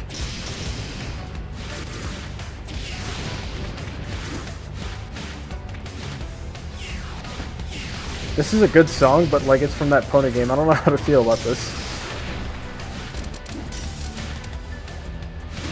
Ooh, 6-6C right out of the air. That's the thing about this matchup. Yukari 6-6C is going to punish a lot of Pachuli's landings because J5C doesn't come out fast enough and it doesn't have enough travel speed to actually catch Yukari doing 6-6C.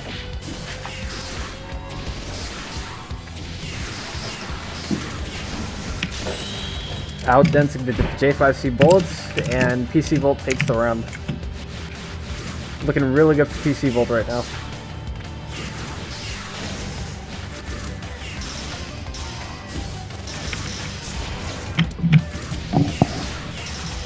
Alright, Mina's got the DP leveled up.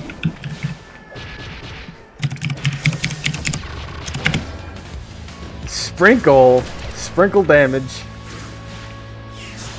God, that Emerald City gets big on level 4.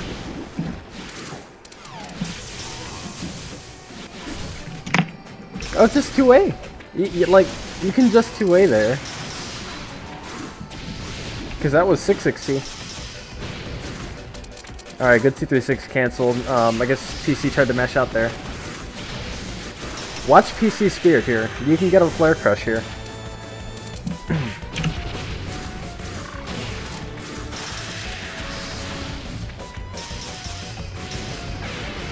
Goes right for the flare, and that is it.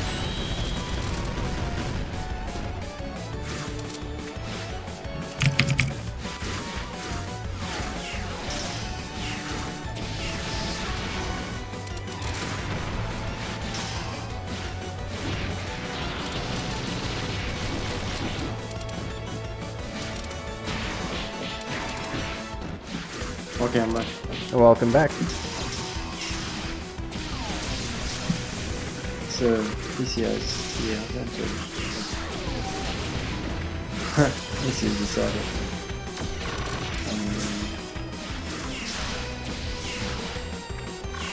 He should be forcing Diamonders to get the advantage. No. Missed an opportunity there, unfortunately.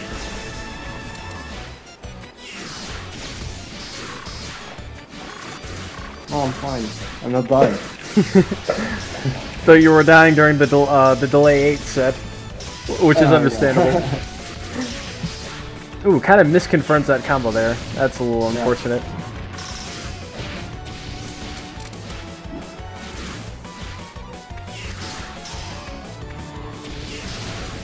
I'm not seeing nearly enough, as much 5C spam from Yukari that I should be seeing. I'm not seeing nearly as much sped card from Yukari as I should. Oh yeah, no, definitely not. I thought I'd see at least 2 rounds by now. Yeah. Here comes that flare pressure. Just the sheer, just the idea that Mina is holding flare is turning PC off right now. He's like, yeah, he's triggered. He's not sure how to do this. And he's dead. There should have been a lot more. If he wanted to avoid that, he needed to do some border escapes. He needed to be a little bit more aggressive in his movement. Yeah.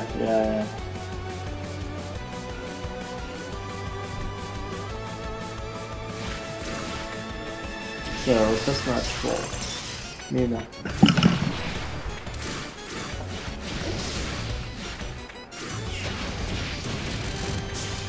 Oh, not optimal on that age.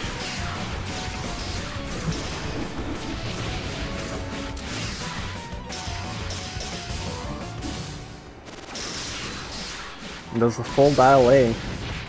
Mina could have high jumped out of there.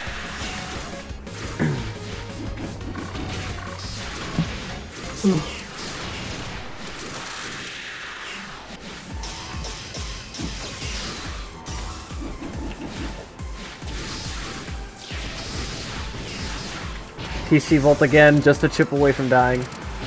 This is gonna end in J5C. Oh, here comes the 3D card for Oki. Are we gonna see DP? Does he DP it? No, he doesn't.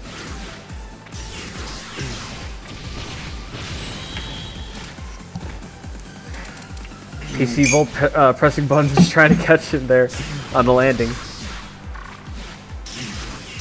Volt should have tried to bump some cards by staying up in the air by using Scourge, since he was low HP anyway. So no whiff punish there on the Emerald City. This kind of accepts that Mina did that. I don't think Mina's really come across many opportunities for him to actually use the Emerald City.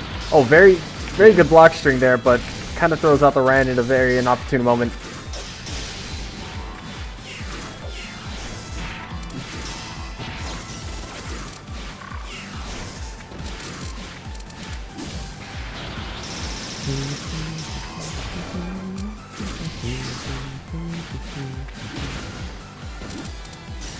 Counter hit, counter hit, counter hit, counter hit! Fighting like a weakling sucks, PC Volt. Fuck her up! No, this is shocking in general. Yeah. I thought he would do like the 5B Incident or J2A there. Because I'm pretty sure that's safe in pressure. You should just be able to do it all the time. That's safe. He's really nervous. He just needs to remember his roots, really. Yeah, even needs to be tight. Setups fun. I don't think that what is PC plan. I'm not sure if he tried like a wake up 6-2-3 there. Rip PC. Fuck, Rip. Let's just get out of this game. Rip PC. Rip PC. Good job, Mina. Mina moves forward in the bracket.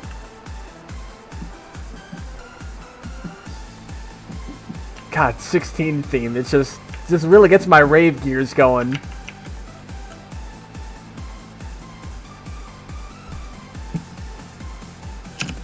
Okay, next up we have CDB versus Toa.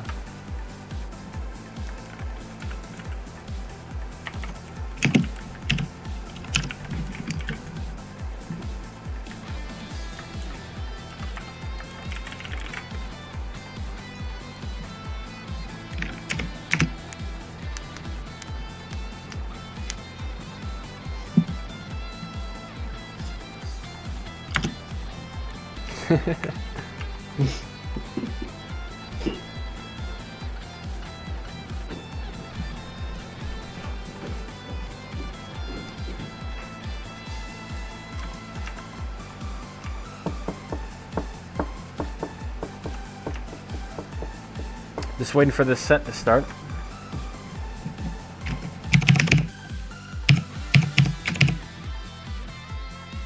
Yeah, sounds enough.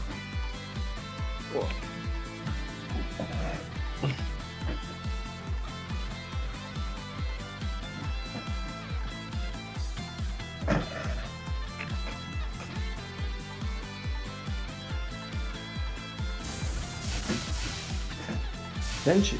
Genki? This guy plays Genki.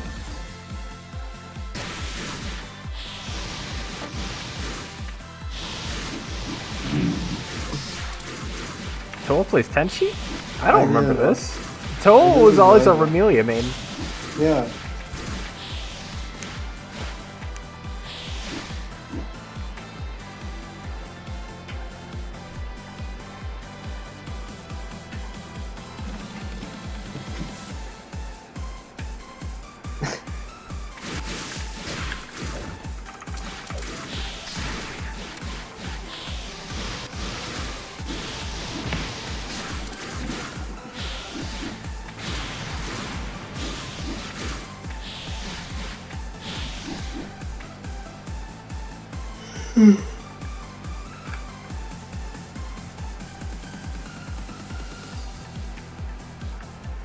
This matchup is actually... Oh, okay. Going back to Raven. Too bad.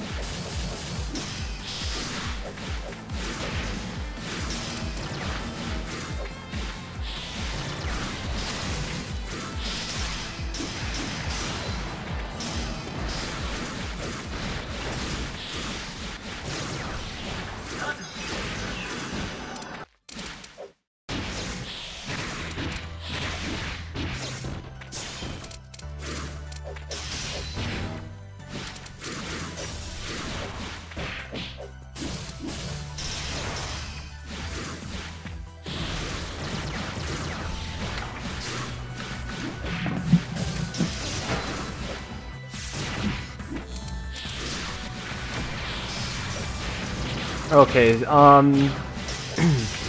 CDV versus Toa on Horizon. Yeah. It's a pretty basic set going on right now. I mean, just playing the neutral, trying to feel each other out right now, seeing what exactly the other player is going to do.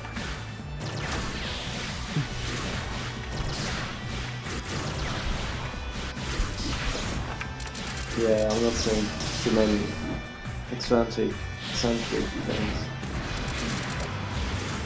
yet. Some kind of spell card snipe there. Not too sure what he was going for. But really bad read.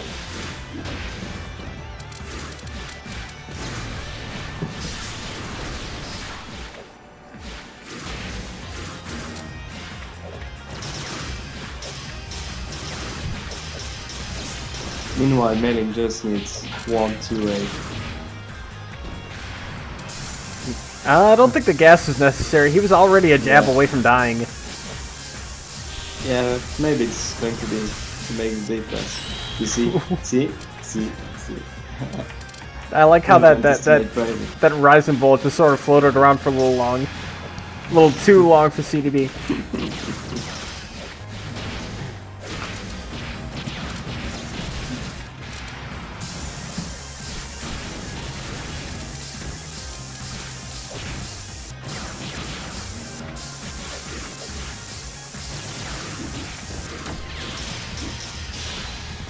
Board escape forward and sunny, so free board escape. This card is actually so bad because you don't get any of your cards back until like 5 seconds after you used poison.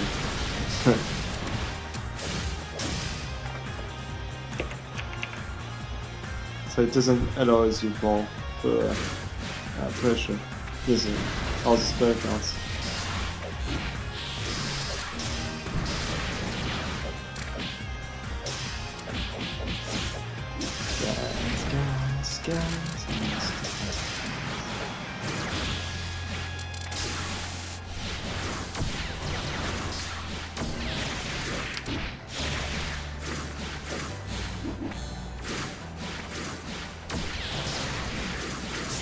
Outdancing the B bullets. Nailing C bullet is just the best. Or is that that's charged J5C, I think, right? The circular thing? Doesn't need to be, no, it's not charged, it's just G.4C of mailing. Okay. Yeah. Mailing has a special input for 4C, and this is where the big circles comes from.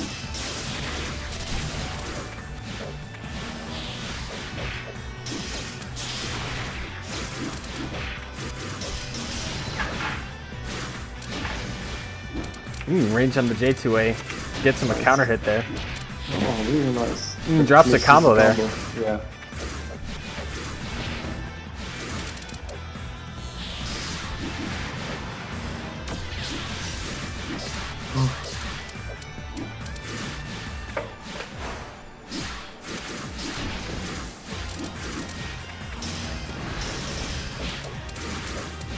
Yeah, I couldn't quite convert that J2A earlier, and it's really unfortunate. Could have really taken could have given them the round.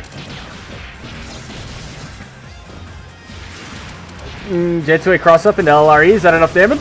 And it is. That's a pretty good confirm.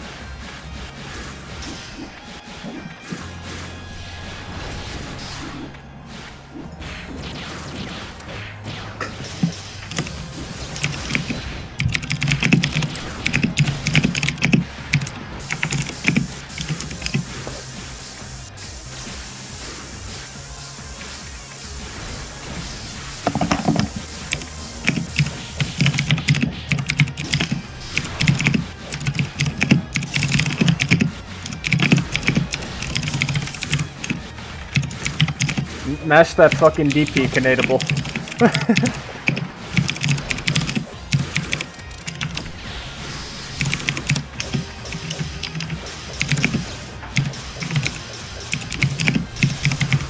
You good?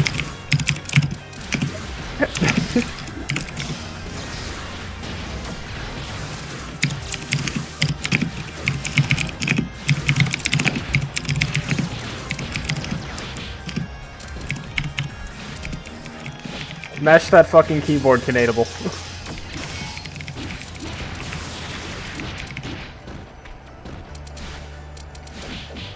Okay, that was a really loud keyboard. Okay, alright. We'll see you later, Canadable. Thank you for joining on commentary.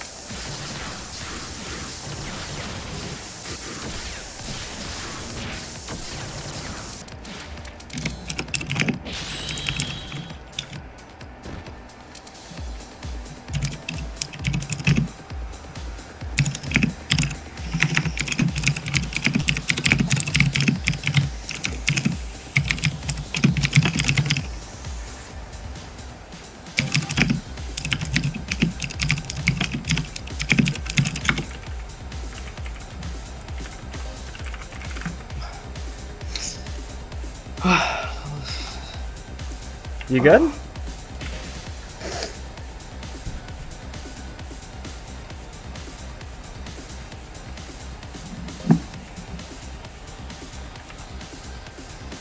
Yeah, alright, dude. See you later.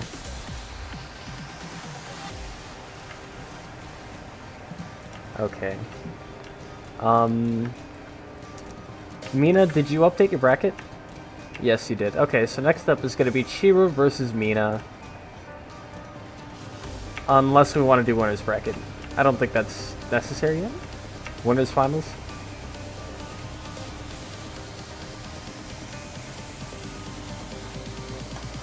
I heard you needed some backup. You're not backup. You're my drinking partner. Hey, Lamau, but I'm already hungover, dude. That's not. Then we're both hungover. Perfect, hangover commentary. Alright, hangover commentary, boys. So we're watching... What are we watching? Chiro versus Mina. Chiro versus Mina. Yep. And Mina just lost to another Patchouli, so hopefully he makes a comeback. I was about to say Mira versus China. China. Irish, apparently you're really fucking loud. Here, hold on. Let me fix that by turning everything else up. Or you can turn me down on Discord. I'm a loud boy. I don't know what to do about it. Yeah, I'm just a loud boy.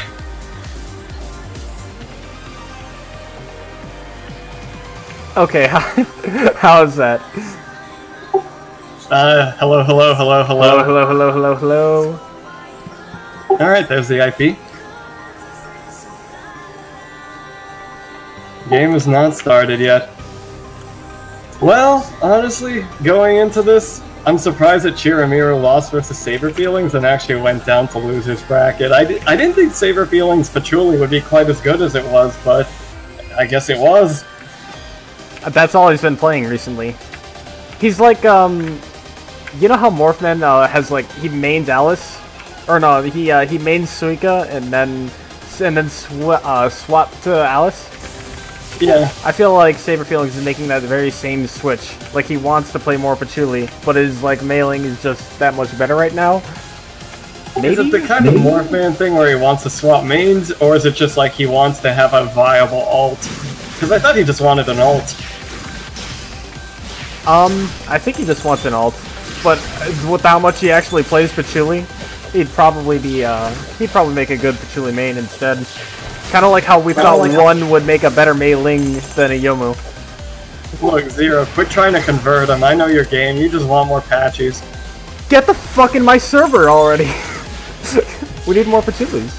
What am I supposed to say again, Splinter? Say it again. Say it again. That was a good one. Do it again. I beg you, please do it again. I'm imploring you.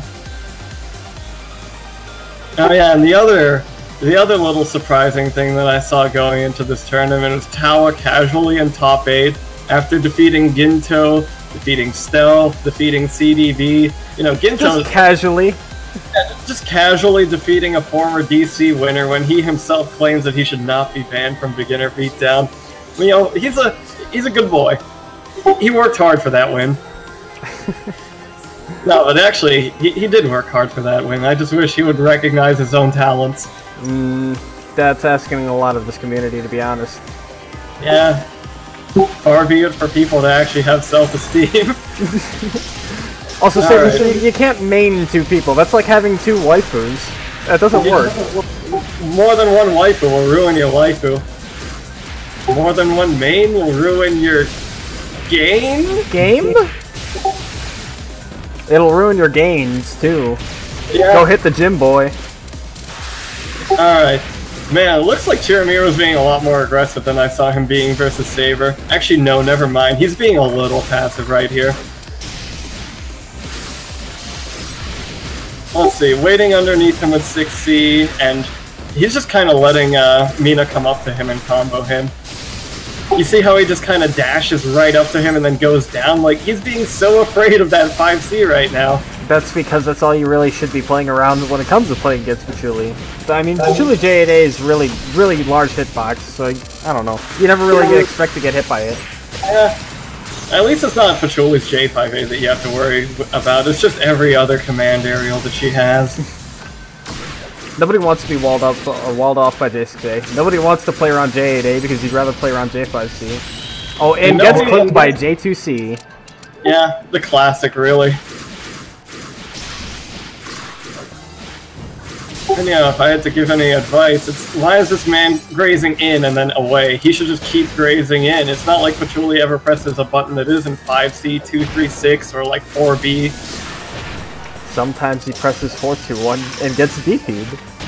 Oh, insane. Those air DPs, so dangerous. Alright, but Mina is holding on to that Royal Flare, which means... Oh, well, he's not going to be able to use that for a while. He just got crossed up on Wake Up. Big boy Chiro damage. Also, I think I should admit that Mina has a better Royal Flare game than I do. He actually tries to use it, whereas I would just hold on to it until I see a perfect opportunity. I don't see the problem with the Royal Flare game. I mean, you don't have to use Royal Flare. You can just use any other button in your deck. You're right, you should hold on to it until it's most usable. But then there's the situation where you get my kind of combo, where I do a 5C and a Royal Flare, and it doesn't work, but I do it all the time. But Mina's different. Yeah, Mina's different.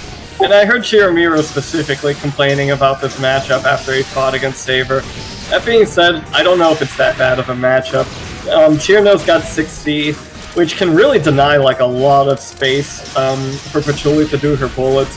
Chirno's got some pretty good snipes and really dense bullets in general. Well, actually not dense, but they have a lot of penetration because of the way they work. I don't think it's that bad of a matchup, honestly. What do you think, being the Patchouli main? I think it is kind of a tough matchup. Unless you have Royal Flare situations like these, of course. Oh, wow. It's just that Patchouli can't really catch up to Cerno. Cerno's fast, and Patchouli's slow. Like, it just doesn't work on her in the neutral game, because she wants to move around and catch Cerno on recovery frames, but it just never happens unless she does. Unless she constantly spams things like 6C. And even then, you know, it's not always the best idea because they're going to drain yourself on Spirit. So you just have to be mindful of Sono's movement. Another thing, like, you can watch right now in pressure, Patchouli just doesn't have many defensive options whenever she doesn't have meter. I mean, she can pull out a DP, she can pull out a reversal, but if she's just poking you, like, what's she gonna poke? She doesn't really... Like, she's not really gonna be able to effectively poke you with anything, and Chirno's got some amazing fucking pressure, especially with her J2A, which is like... it's so ambiguous. I hate J2A, I really do. It's like 4 hits and it's all cancelable, isn't it? Yeah, it's 4 hits you land cancel it. It's almost like a Yu Yuko J2A, except you can cancel it even more easily into bullets. Real shit. Alright. Okay, yeah, that's what I'm talking about. He doesn't really have a defensive option until he brings out that Emerald City. Ooh, levels up a Tengu fan there. Gonna make use of his Patchy's speed. Ooh, no combo. That being said, next combo should be Yan. Oh, but he whips that card. I don't know why he runs it. He could have used the 2 card and it would have finished it. Wow. That's unfortunate. Mina on game point, though. Slaying these Chirnos. You know, I find it kind of funny. Chiro said that, like, Sardakar's Patchy was a lot stronger than mine when he had faced Sardakar. And that Chiro actually takes games off of me when we play casuals. But he's really not doing a good job against Mina here today. And that tells me Mina's either getting really good, or Chiro doesn't know how to fight Patchouli. And then I'm really bad. I think another problem, too, is he's probably conditioned by Saber. And Saber and Mina play Patchouli very, very differently. You see that, like, Mina's a lot more willing to be aggressive, throw out those melee buttons. Saber was, like, in the top right corner the entire game, pressing 5C, 236. Yeah, because Saber only plays aggressively when he knows, like, it's safe. Like, when he sees his personal opportunities to go in on the opponent. Throws out a World Flare there in the middle of Spring Haze. You should have just blocked that. You would have had enough spirit to block that. Spring Haze, you never want to D6 this. Just in general, Spring Haze, you graze any bullet and suddenly you've lost your entire spirit. Yeah, always look out for Spring Haze. That was disgusting. Good job, Mina. Like, oh, that felt good and bad at the same time. Yeah, you made your senpai proud, dude. Congrats. And for Chiro, better luck next time. It's not an easy matchup to bullshit. You really have to learn how to fight versus Patchy specifically. Next up, we have El Cerno versus Toa. The new DC champion. 2B champion, I'm sorry. El Cerno did not do that well against Splinter. I don't know if that was just a lack of matchup knowledge or if he's just not feeling it right now, but let's see what that translates into now that he's gonna fight Tawa. Is it Toa, Tawa, or Towao? Well, Towao is just his meme name. If you actually click on him, it just says Toa or Tawa, so it's either one of those. I don't know, maybe we should ask him. Splinter was cooking El Cerno alive. We're roasting birds. Oh. Bird, fire. Bird. Making me fucking commentate after I drank for 12 hours and slept for like 8. Actually, the sleep wasn't the bad part. Game is not started yet. Saber putting out the muscles. Talking mad shit. I mean, I guess he earned those shit-talking rights after what he did in Soku Saturday yesterday. Which was pretty disgusting. Yeah.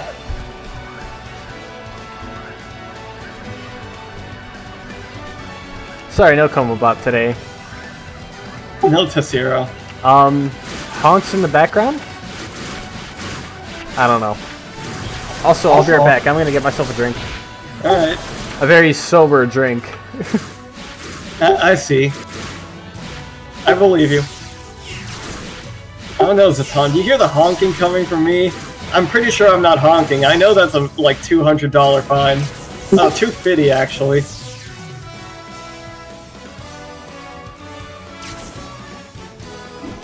very casual delay test. Yeah, you gotta make sure those buttons work, gotta make sure those complex 214 inputs are where they need to be. $350 for one honk.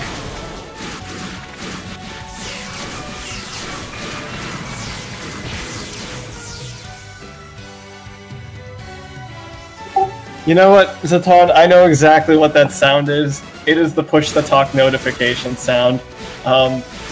There's no way I can disable that. I'm sorry.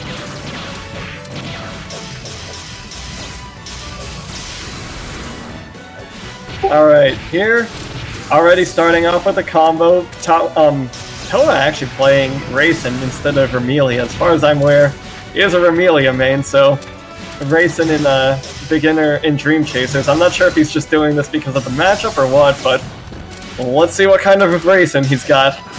I mean, I've known Toa to be a Raisin main, but I think after undergoing training via Blaze Dragon, he somehow became a Raisin main. I think that's what happened. I don't know. Isn't Toa the Vermelia main as a meme? Jeez. Dude, alright, I what? was wrong. I thought he was a Vermelia main. Dude, I don't know, like, I've seen his Vermelia, and I've seen his Raisin, and I actually totally thought the Vermelia was a lot better. Alright, well, Sun Shower versus... Oh, I don't know what Chirna was doing there, being so patient. Is this desync? Is it Sun Shower for you? No. I'm on, like, Monsoon. I don't think I'm desync. No, I am desynced, I am. Yeah, I'm desynced. You are too? Okay. I think we desynced at different intervals, too. Like, we got different universes of disconnect. Really, this internet connection is fluctuating wildly, just spewing people out into a desync at random intervals.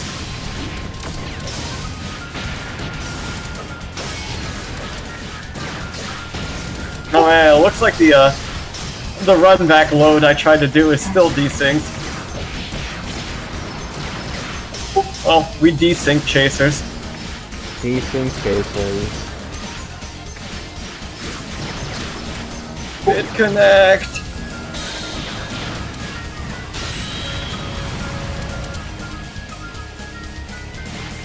Alright, beginning of round 2. The desynced round 2.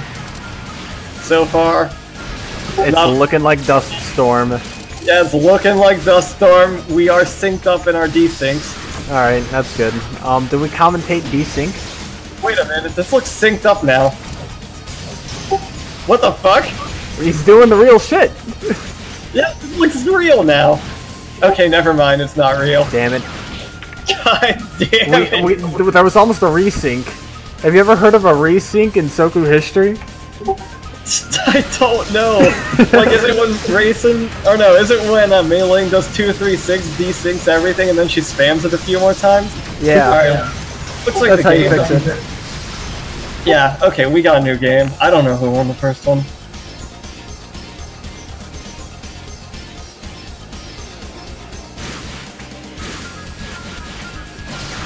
Okay, 4A, and we got incomplete combos right off the bat. That's a shame. I'm going for the D214C snipe out of the air.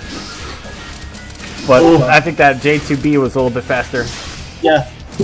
Yeah, he just keeps going in versus 66B. Or 66C, actually. I figured Elcerner would have gone for like the J6A because that's very good in Spring Haze. Yeah, it, God, if you try grazing that, you're pretty much almost out of spirit entirely. Alright, complete combo, there we go. Tawa techs out, and he catches him with the 4A, nice. Gas, what's Tawa's game plan? What are you going for here, Tawa? You missed the cross-up. Alright, you caught him, but you missed the J2A. Do damage. You missed another the combo. poison is part of his gameplay. Yeah, Towel. Towel uses the gas just for extra damage while he tries to apply pressure. Yeah, So I said Tawa, not Towel. God damn it. Alright, right blocking, and yeah, you're probably right. He was probably just trying to make him show some respect during the gas card. I didn't fucking say Towel. You guys are the worst. Incomplete combos. This is a lot of incompletable combo, actually, because he was out of air dashes. good point. No border escapes. Uh-oh, 4A. But nope. Tower was ready for the 4A, and backdashes into a 2-3-6. That 2-6 moves a lot slower than I thought it would. That, like, maybe it was just because of Mitsuho's backdash being so large. Backdash right back into that bullet. I mean, the thing about it is, like, sure, it's slow, but when it actually explodes, it just stays active for such a long time. It's terrible. Alright, Sun Shower Oku is a nightmare because of how many high-lows she does. Alright, but he just That's jumped not out. too many. Just a really fast 6A. So the trick is to block high until you expect a 6A, I guess. Or they could do the wild 2A. They might be a good Oku. Nope, no combo. Nope. That's very minus. Just it was like a fuzzy J5A. That was really easy to mash after. Definitely. Also, that was 3A into Mega Flare finish. Or was that Giga Flare? I don't know. It's Giga Flare. Who cares? Giga Flare's like only one level above Mega Flare. Oh, he's one neutral. It just D6 into that shield, my dude. What if they press a button?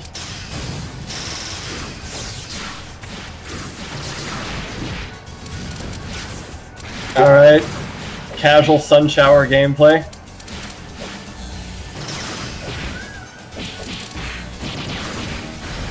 I'm not gonna lie, that looked suboptimal. That looked really suboptimal. Yeah.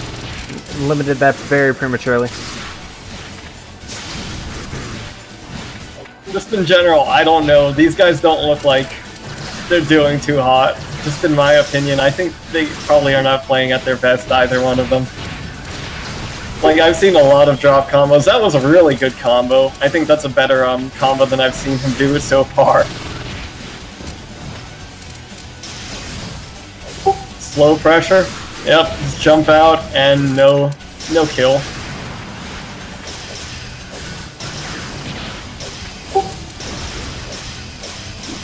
How tight can you stay? You just gotta keep it tight. There's so many border escape points. There was a 6A, there was a J2A. J2A's free to be. Nice 4A. Yeah, but I don't think he cared too much about the border escape points. He was just trying to avoid getting 4-8 out of pressure. Also, I think that's 1-1. Yeah. Nope. 2-0? They're done? Yeah, I guess they're done. El Shirno won. Honestly, based on the neutral I saw, they were pretty much about even in neutral. I think the only difference was that Oku does more damage, and it just won because you did slightly more damage. I don't know, that wasn't that great. There was a lot of mistakes made by both players in terms of just like no pressure in general. No real combos. No combos, no border escapes. You know, I'm being mean, it's Dream Chasers and all. I know that they're not the best players around, but, you know, they have somewhere to work at. So I think we could actually watch our winners finals now, which is, I'm sorry, winners semis, which is Splinter versus Saber. It is actually winners finals, technically, even though it says semifinals, because this is semifinals to the grand finals, if that makes any sense. Yeah, that does make sense.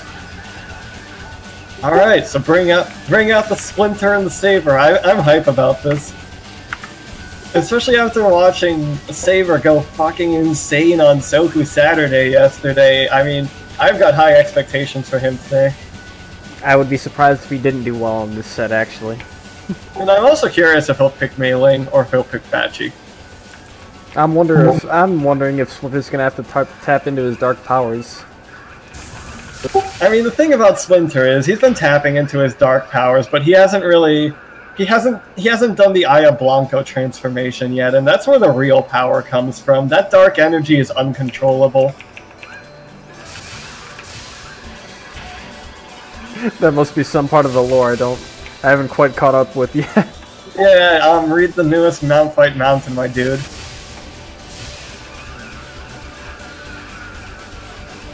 Alright, they're connected now. And yeah, I also saw Splinter go nuts on El Chirno earlier today, so he's definitely not slacking off. This should be a good game. Alright. No Aya Blanco, no Dark Aya, just regular Aya, and it looks like he's going to be playing, Saber's going to be playing Patchy today.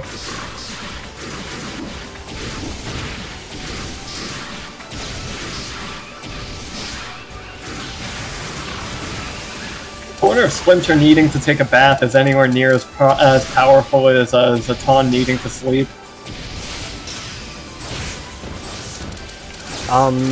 Well, he does stop playing Soku a lot of the times I've seen him, or like he stops hosting because he wants to take a bath. I don't know. So it makes you wonder what it does to the man's power levels.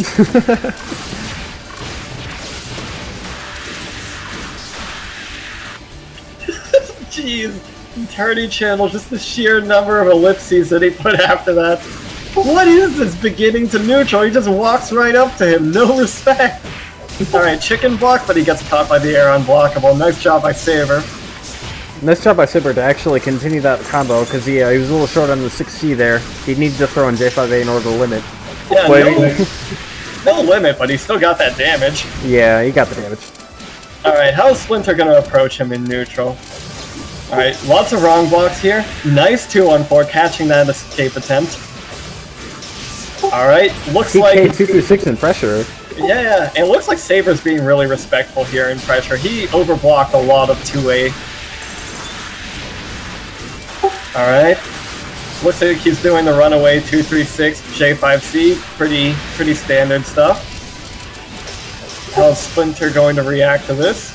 Alright, 6-6B gets blocked, but he goes in with a 2A. That's gonna be followed up and gonna crush him. Nice. Ooh, good movement by Splinter. Oh, really good TK. God, I don't even know. D2. Yeah. Splinter's the kind of guy that really likes being flashy and showing off those TKs. He's like, look at me, Mom, I'm on TV. I mean, showing off is great, but as long as you can do it, then yeah, you've got a tool you can use in pressure. Yeah.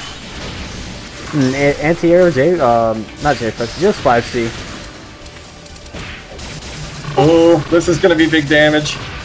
Oh shit, he was going for the optimized! Oh, but Splinter tries escaping a little too early. What a madman, I can't believe he was actually going for the optimized combo there. And he would have gotten away with it too, were it not for that botched land cancel. Alright, knockdown. Typhoon is coming up. I don't know if that's... Alright, no, Typhoon's not coming up. He got comboed. So, good job on grazing away from those 2-1-4s. It is 2-1-4, right? Or is it 2-2? Which one? The swords that float in the air. 2-1-4. Okay.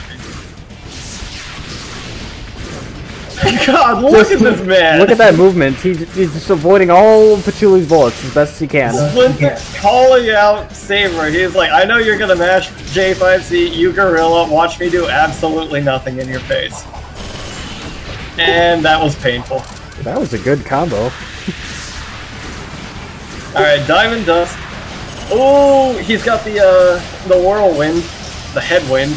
I don't even know what to call it. I think it would have been pretty funny if he had tossed up the Force Slasher later and just held onto it and blocked while the rocks were like pressuring him in the corner. He probably could have got a counter hit off of it. That's so risky though. I mean, if you fuck up, you're getting put into the corner on knockdown while that thing is up during Diamond Dust. I wouldn't risk it. YOLO. Alright, Typhoon, unless he gets a combo, he swaps it with the spell card though. Diamond Dust on the clock again. Oh, but Gear does hidden. You can see there. No respect. Or maybe he just knows that Patchy's gonna be matching those bullets.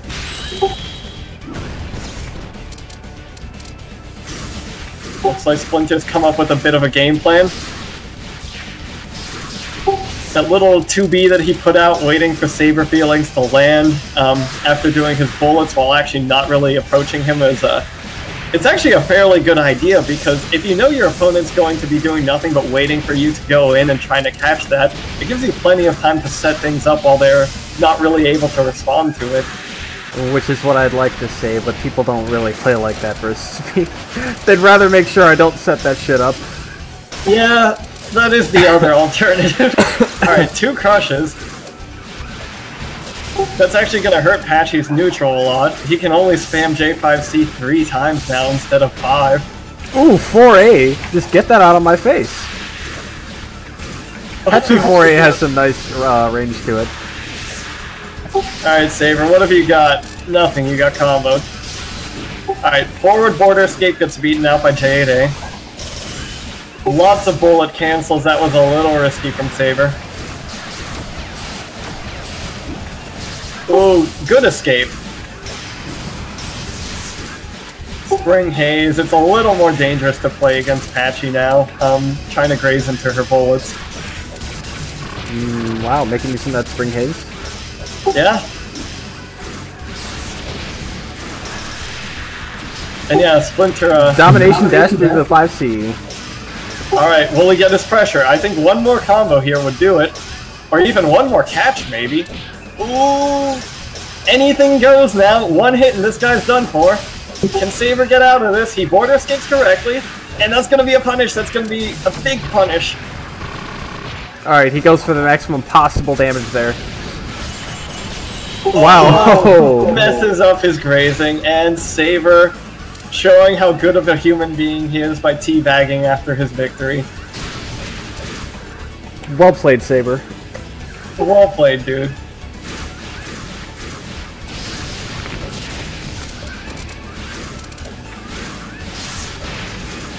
Alright, will Splinter be able to recover from this? Has he been bantered to death, or will he actually banter back? Alright, it looks like that was another failure to 2-1-4 that ended up costing him a lot of health. Yeah, he's going for the Domination Dash reads just because he knows that Patchouli has some really high recovery on some of her skills. But I mean, if you land cancel the J5C, you don't have to worry too much about Domination Dash. You can just block right afterwards. Yeah, and just in general, Domination Dash is, I think it's better utilized as a tool that catches opponents out of escape attempts, because in neutral, it's like, even if you're able to get it, it has a decent amount of startup, and people can see that coming. I feel like Domination Dash is, I will quote somebody else for this, but I feel like Domination Dash is kind of just a tool that you can use to skip one of the mechanics in Soku. Oh yeah, why graze when you can just hit them? Alright, this should be pretty good damage. Or not, never mind. I don't know my Aya combos, I was wrong! And he's out of spirit. But it looks like he only took about 600 damage for that. Typhoon, I think we're gonna see... We're gonna see some crazy Splinter movement getting out of the way. Yeah, no, I'm just mesmerized by his movement. I was expecting like more Domination Dashes out of him. Oh, that was ballsy. He's 6'6" right in. Just go in the air, Splinter. He's gonna survive. He survives, the madman. Domination Dash does the full combo. Alright, he needs one hit. Reversal, and he doesn't do it. He gets J5 read. Wow, Saber feeling for the 4-and wake up, and it was almost on time, actually. Like, that would have traded if it were just a second later. Yeah, Mexican standoff, but Saber blinked first. Oh, Blue Sky is staying safe with the D2-2.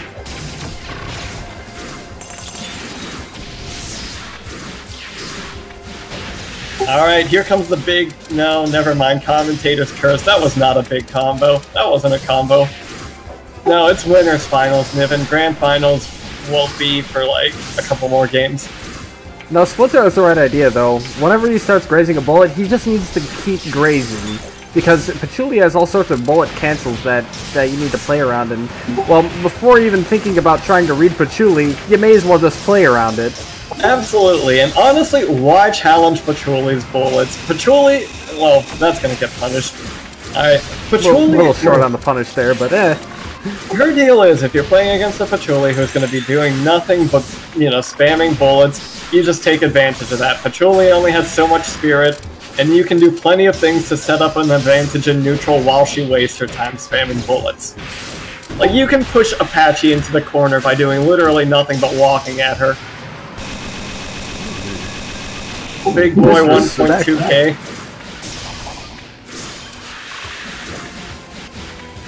Alright, Splinter being careful to play around these knives, swords. Infinite Blade works. Good grazing. Saber Feelings real low on Spirit. He was using too much 5C and it causes him to get crushed here. This may be the end of it if he's able to get a good combo. Never mind. That wasn't an Annihilator combo. Infinite Blade works. I don't play Fate Go or Fate Stay or any Fate. Wow! Sick trades. Very good trade there. Throws out the 2-card to snipe him out of J2C. I didn't expect that one. It doesn't matter if he gets hit, the spell is still gonna come out. Yeah. If you got the life lead, why be safe?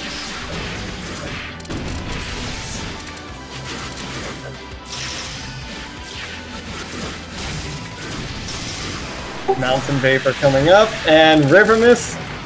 Oh, this is going to be really annoying for Splinter. It's not going to be so bad for Saber, because he can just play Keep Away, but it's going to be pretty bad for Splinter.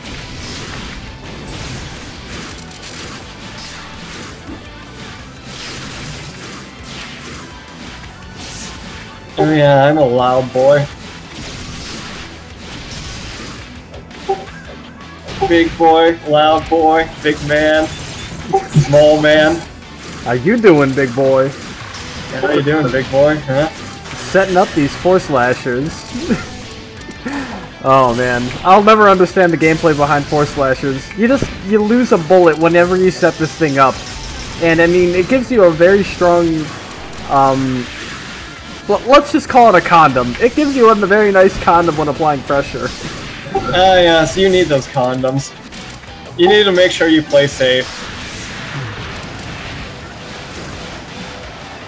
And the fun thing about Force Slasher is that it leaves you safe when you want to do things like level up a skill. Because you could level up the skill. What people might end up doing is like dashing at you and doing like a J5A or a 5A. And you could just counter that by letting go of the bullet. Also, getting sniped out of the air with 5C. Man, I always thought Force Slasher was a more of an Okizeme tool. It is, and that's how you should be using it. But in neutral, it's also really strong just because of the extra pressure option you can apply in neutral. Like the condom, right? Oh man, I thought that 2B was gonna hit him before he got hit by the 4B, but I guess not. Oh, that was a little too early. 2B whiff, but he manages to catch the border escape. Sorry, my use of language is questionable sometimes. I really like that that low air 236 in pressure. It reminds me of Chuli pressure because she can do the same stuff. It's literally the same input. Only I think Aya recovers a little bit faster. Yeah, and in general, I was just going to be scarier because she has better melee cancels. Alright. Ooh, that's easy. Right there, that's good. Ooh, alright, he's going to get whacked here. But not for a lot, actually. That was unfortunate. I think Splinter could have made a little bit more use of that situation. Use like a charged bullet attack there. You just get something out there. Honestly, based on what I've seen out of Splinter so far, Splinter plays really well. His execution and his movement is amazing, so I'm confused as to why I don't see him ever really going for the those like more complex high damage Aya combos that I see people like Ionator and even Ran doing as Aya. Ran, not Ran. Ran. And there goes the Splinter. That's 2-1 for Saber Feelings. Splinter moving down into the losers bracket. Yeah, he'll have to fight either against Mina or El Chirno, depending on who wins there, and then if he wins, he'll get the run back, otherwise, it'll go on to one of those two. Honestly, I feel like Splinter lost just sometimes because of his low, because of Aya's low damage. He's got good pressure, and he's got good combos. I mean, they could be better combos, of course, but he has very limited damage, and things in combos or damage outside of Illusionary Dominance is just not enough sometimes, because Patchouli is getting away with smaller combos that do upwards of 2.3 on average, and that's like really bad for Aya, because she needs to reset her neutral and reapply pressure to get back into the game and have an edge in that matchup.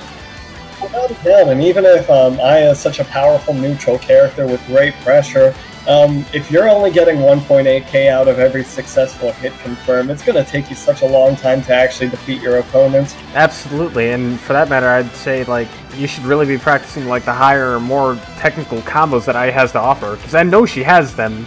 And I thought by now, you know, we'd actually see Splinter doing these sort of combos, because he has the execution, he's got the skill. Didn't Splinter do some like crazy 4k damage with a spell card or something earlier? Yeah, that was with the Illusionary Dominance, and that was off of a 6C Crush. That was pretty good. Oh yeah, off a Crush, that's like, you're even getting prorated from that, so that's a really good combo. Alright, so next up is Mina and El Cerno. Seems so. Vegeta theme! You know, Sanger, I'm sorry, Lunatic, ever since I played Dragon Ball FighterZ a couple days ago, I haven't been able to stop listening to Dragon Ball FighterZ music. So it's good to just, you know, keep listening to this during a Dream Chaser. Yeah, play it again. I would like you to play that song again. Do it again. Put it on the karaoke machine again. Again.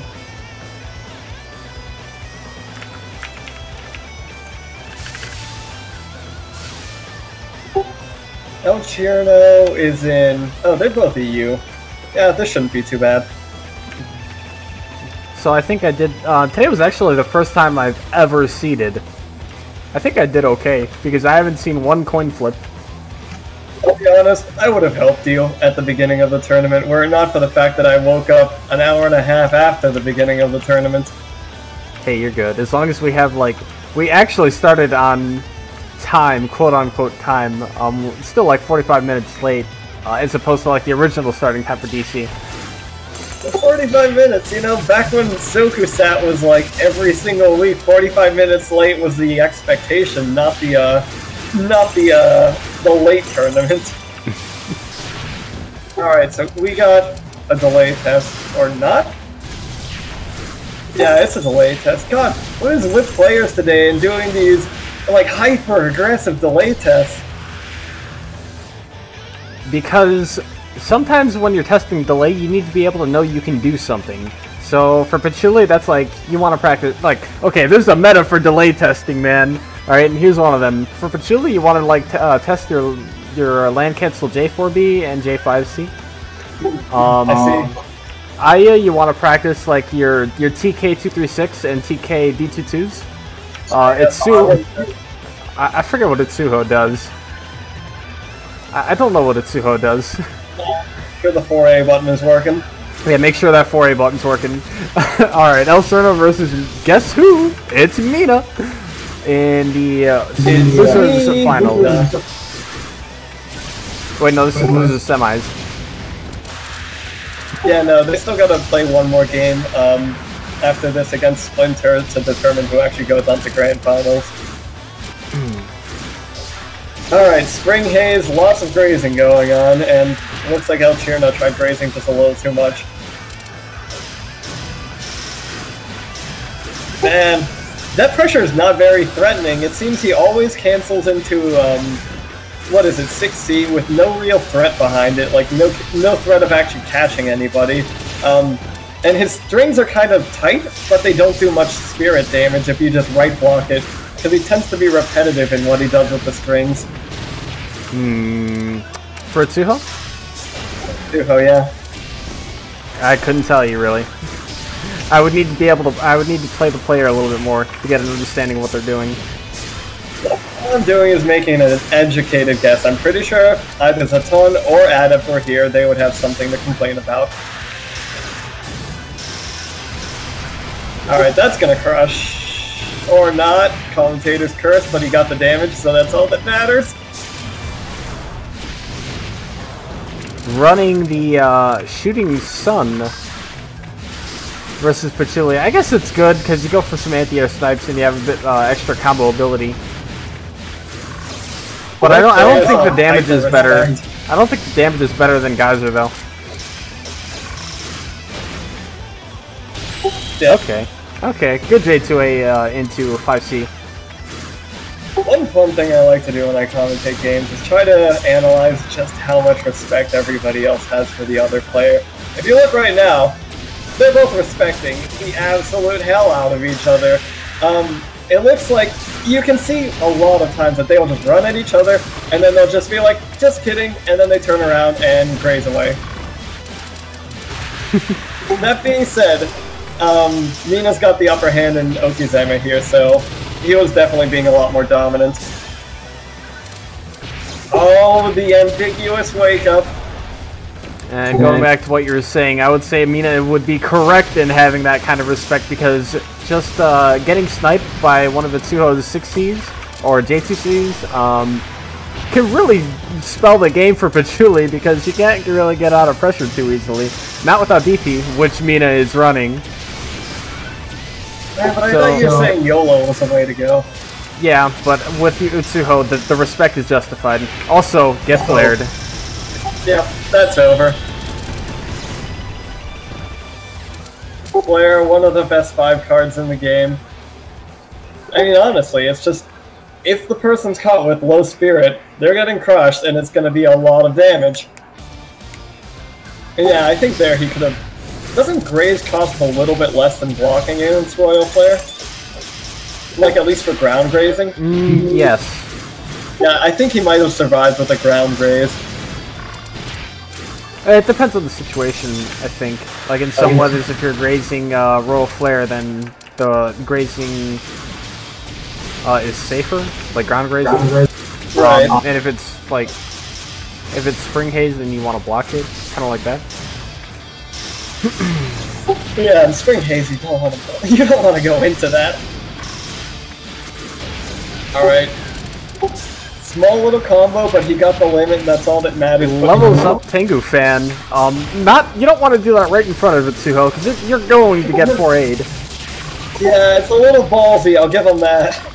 Also, I'd like to point out the amount of damage being applied to both players right now, and we're not even 30 seconds in. This set is almost done. Wow, going for a 3A, but punches with J2C. Also, reads the high jump and catches him with J2A. Very good. Yeah, just for this entire set so far, it looks like El Chirno has not had much of a game plan in terms of how to defeat Patchouli's neutral. It's just, he's like doing a mix of over-respecting and under-respecting at the wrong points. Yeah. Oh, that was good, but alpha combos. No real block there. I think he crossed him up there.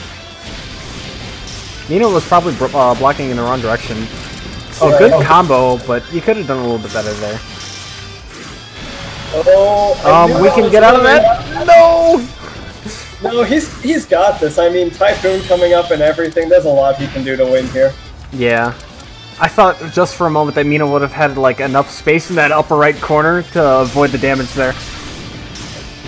Almost 3k on a startup counter hit, good damage. Typhoon, this isn't good. This is really not good for Patchouli. That being said, actually yeah, it looks pretty bad. No, because Itsuho versus Patchouli Typhoon is very one-sided. It should always go in Itsuho's favor. The only things Patchouli can really make use of is like charge 6C, J6As and J2As. Yeah, because Patchouli has a lot of bullets that work well in neutral whenever, you know, the thing with Typhoon is super armor requires your bullets to have a lot of hit stop to be effective, which Patchouli's bullets definitely don't really. They do not. And you could do things like 4B5C, but it limits in Typhoon, and so it's retarded. Wow, a lot of damage trading there. Not a good player. Just gonna get the chip, though. I mean, it was enough chip. I think if he does a good combo, he'll be able to finish him off in one combo. Trying to be really ambiguous. Alright, that's definitely one combo territory. Ooh, he could have done the optimized combo there, the J5A and the J8A. He had the right angle for it. It's a very rare angle, but I call this the Patchouli angle. Oh, Chirno, what have you got? Can you bring this back? Because if you don't bring this back, you're out of the tournament. Show me what you're made of. Oh, being respectful. Gotta be respectful against those 5Cs. Oh no! He ran out of spirit. Mina was mashing too many bullets. And he gets crossed up. Wow. That's interesting. An unusual end. Oh, I thought I recognized this song. This is a Pony song. Like the Pony Fighter song from however long ago. Yeah, I thought El Cerno was going for like the 4A3A combo there, and he dropped it, but I also don't know if you can do that mid-screen. The Tsuho 4A into 3A. Alright, Zatan, have a talk with the man, but don't make him feel too bad. Celebration for Mina. By the way, shoutouts to Mina for being top 4 DC. Not even graduating BB very long ago, like maybe 1 or 2 months ago, I think. Yeah, right? Like, and now he has to go fight the champ, Splinter, and lose his finals. Yeah, no, beyond top 4, he's in top 3. Like, he's getting a place on the list of, like, tournament contenders, top 3. Whatever, the little challenge notification it gives you that's like, better luck next time. Okay. Unless he does well. He could beat Splinter, get hype.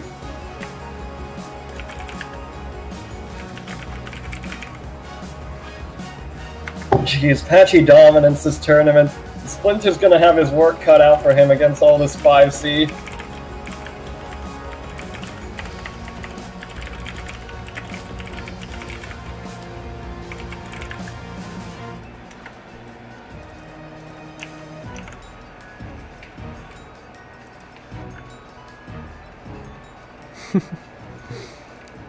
Is this the week for Splinter? Is he gonna bring it back from the losers bracket?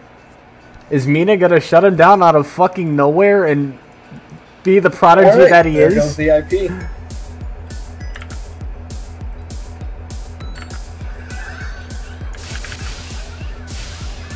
Whew. Let's see, we are 2 hours 52 minutes into the stream. Holding on to his hopes for Splinter. He truly believes that this is the week. This could be the week for anybody. Anybody's got the victory chance here.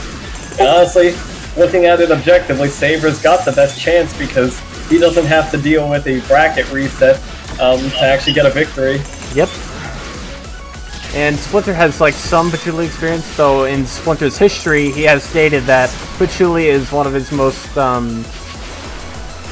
like, matchups that he doesn't understand, due to the fact that the way Patchouli's neutral works is just so different from every other character. It's not just all about playing around the opponent's movement. You have to play around, like, bullets, upon bullet strings, which he's actually adapted to very well, thanks to the fact that I has very good movement.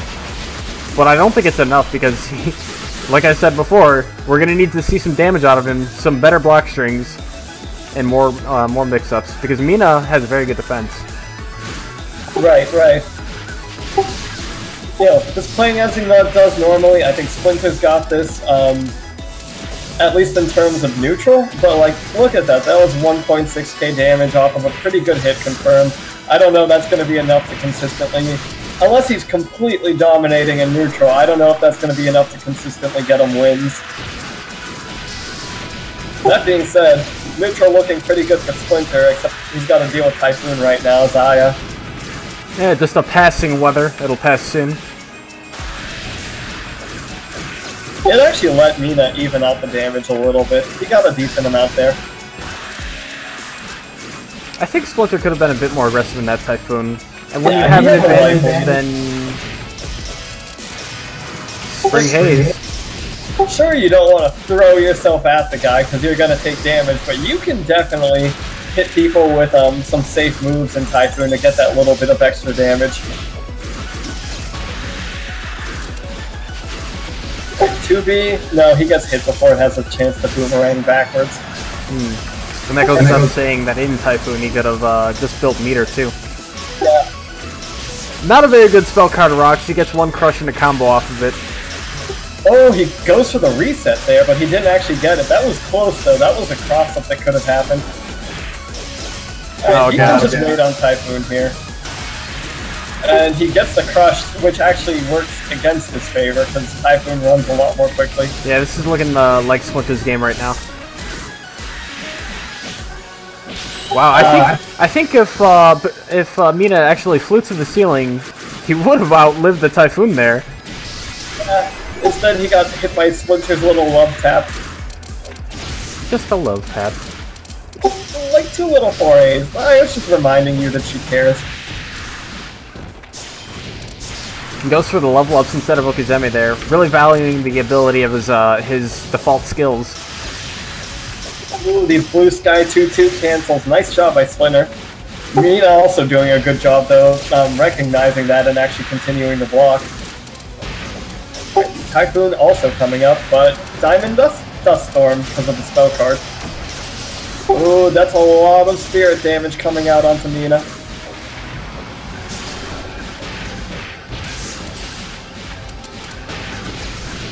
Okay. Alright, Domination Dash block. I thought he would cancel right into the 1 card there, but I guess it wasn't necessary. After that, a Splinter, Oh shit! Got a flare in hand. We might see we might see a full crush here. If he can get the chance to use it, Splinter's definitely not been giving Mina too much space. Alright, follows him on Wake Up. Mountain Vapor shuffles everything up, so that Royal Flare might not be in play anymore. Good border escape with the D214. That's it, that's the game! No! That's the game, amazingly. All he needed to do was cancel on the J5C. Oh, this is bad. Oh, this is... Yeah, that's it. I definitely what you're talking about, though. It feels like Splinter is absolutely dominating neutral, but he is not getting the reward out of it that he should be. I think that just comes with understanding like different situations and different confirms, really. Yeah.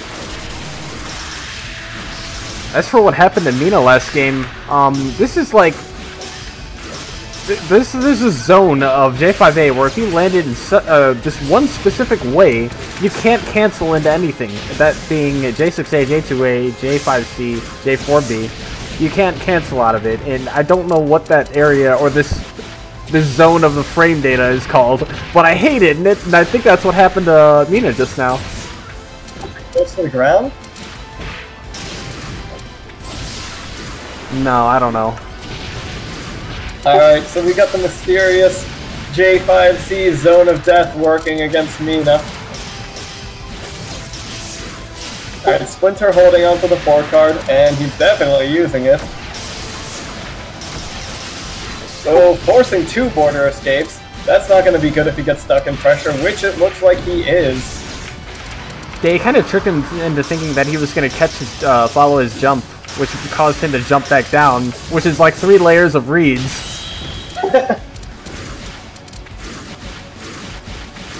Very good crush, by the way.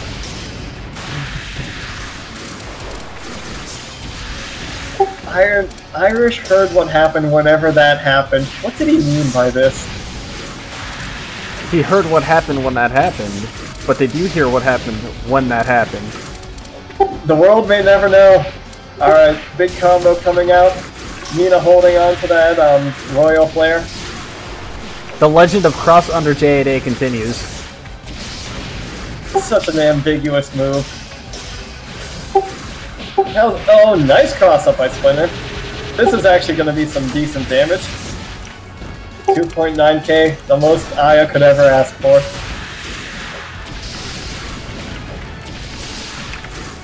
Alright. Ooh, very ambiguous neutral decision. Makes Mina confused and makes him jump out too early. Going for a 2 spell card snipe there. Not quite fast enough though. Ballsy though, I'll give him that. Look at this movement from Splinter though, just avoiding all these J5Cs, all these bullets, dancing around Mina like this is his playground. Cancels into 1 card and takes the game off of Mina with 2 AAA. He gets the Melting Blood finish. Yeah, he does, and it looks like he'll get his rematch against Saber. That was good, Mina, but there needs to be a little bit more we need to see for your gameplay. We need to see some we need to see him mix it up a little bit, because I feel like he did just a few too many J5Cs, and it got to the point where Splinter could just read every single time. Like, he knew when you were going to do J5C and just went in every single time, and it was successful because he knew what you were going to do. Without a doubt, and, you know, Mina, don't let that discourage you, because actually it's a huge advantage to you. Whenever Splinter's doing things like grazing straight in front of you, expecting the J5C to come out, and waiting for you to do it so that he can go in and punish you for it, that's, you've figured out his game plan if you figure out that he's just gonna do that, and what you can do instead is you can abuse that situation to actually, get more hits on Splinter, just melee hits, force him onto the ground, and just set stuff up to win neutral, because you know he's just waiting on you. So instead of doing exactly what he wants you to do, just like take advantage of him waiting on you, and just use that to go up and hit the guy. Yeah, like literally sometimes you could just jump up J5A, or jump up J8A. Like, it depends on the situation, of course. So, next up we have... Splinter can't block when he's mashing that D6 and like when he's mashing D2, D8 like a madman. Winners Grand Finals. Saber versus Splinter. Yes, sir. But Splinter, or no, Saber actually needs to use the bathroom, so please wait warmly. Oh, in that case, I'll be right back. I mean, Mina, you got top 3 in DC, like, what, 2 months after you won BB? That's some madman tier improvement. You're gonna be beating people into the retirement chair pretty soon.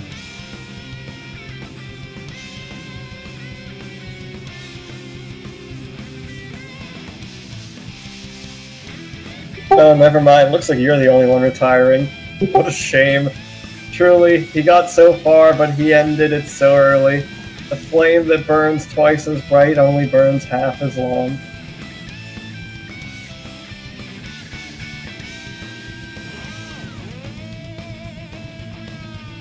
I don't know, 0-1 DC pretty quickly. So that's a hell of a goal.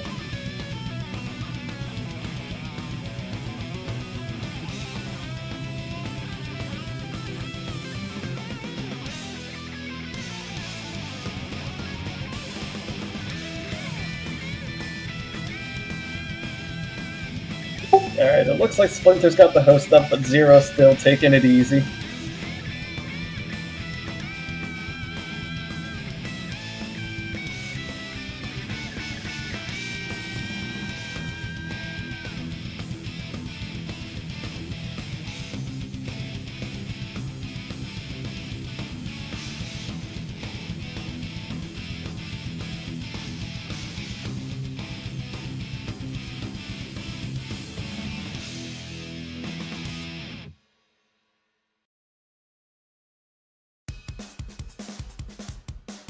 God, Hazel, that was brutal.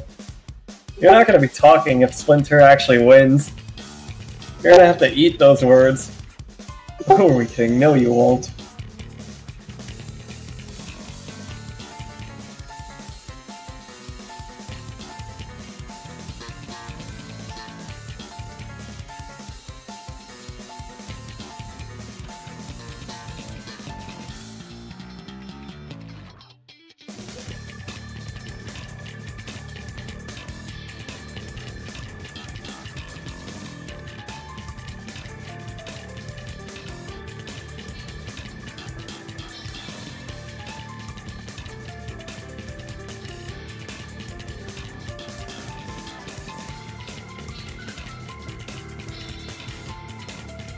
Yeah, Hazelin, being able to predict the future is a pretty strong ability. But you know, I bet you can't even change the future. I bet you can't even manipulate the future that makes Splinter actually win. Or maybe you manipulated the future already to make Splinter lose. Ooh, that would be devilish.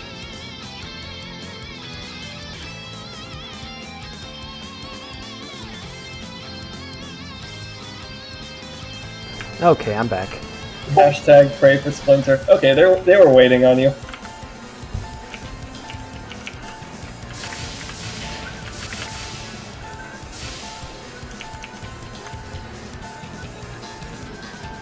Ooh, Hibiki theme. Very good for Splinter, by the way. Ooh, Splinter wants to request his own theme music.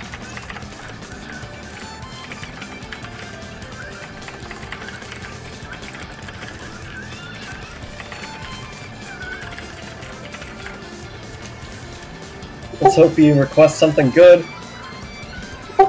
He's gonna request Scotland forever, isn't he? Scotland.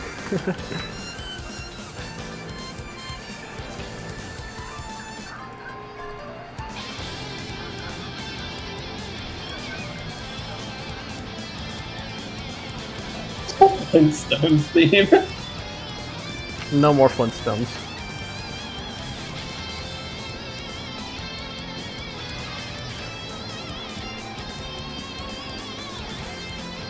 Alright, nice little piano arrange of Necrophantasia from Saber. And Splinter's got that Demotori remix of Sukuna's theme.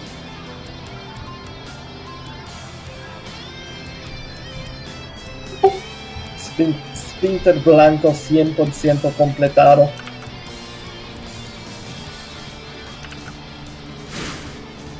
Ah, 100%.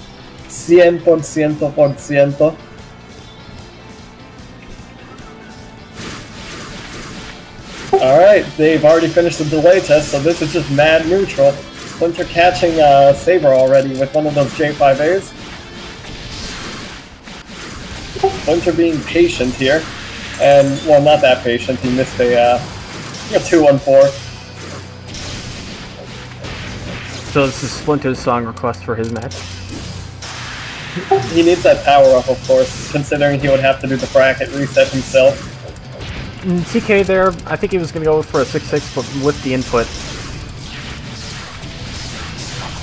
Ooh, really good neutral there by Splinter, forcing Saber to just overuse his spirit to the point where he wasn't able to mash bullets anymore. Yeah, and like his cancel option was to either high jump backwards, high jump upwards, but you could also get away with doing a backdash cancel sometimes. Sometimes, but I mean, those movement cancels are dangerous if your opponent knows they're coming. They can catch them really easily. Yeah, I mean, who expects you to just stay still, right? Wow, very good aerial pressure right now. Oh, that was risky from Splinter. I don't know why he mashed after that J2A. No, you don't want to challenge 11 frame startup with J5C. Yeah, no, it's a good place to border escape, but definitely not try to poke out of anything. Very good from Splinter, canceling right into the 4 card to keep himself semi-safe, but ends up getting a full combo out of it and taking out Saber for the first round. J6A counter hit, just reading Splinter left and right. Ooh, putting him back into the corner and grazing successfully. Really good neutral grazing by Splinter. Alright, he's holding reversal, but he doesn't use it. Splinter needs to be careful though. And Splinter's like one of the best players at baiting things like DPs and reversals, so it's kind of tricky to use it against against Splinter specifically. Going for the full crush, he gets the D22 setup. That's very strong. Girl damage, 700 resident sleeper. Dude, who cares? That was a full 5 orb crush. That was awesome. Let me tell you, if I were playing against Patchouli and I saw that reversal, I wouldn't even try to bait it. I would get hit by it, because who cares if I get hit by it? I know, big boy, 1.2k. They keep saying big boy, it'll piss off Nina. He was a little short on the 6-6B there, because you can actually punish that with 6-6B. And tip of the J5A. Oh, here comes the Splinter pressure, the staggered 2As. They were growing straight up into Scorching Sun, losing like 2,000 health. That was way too much damage. I mean, that's what you get for playing on Library, though. You can't even tell what leather it is unless you're actually looking at the ball. Yeah. But to be fair, it's a big ball in the middle of the screen. I have no sympathy. Alright, Splinter using 2-1-4 as an escape tool.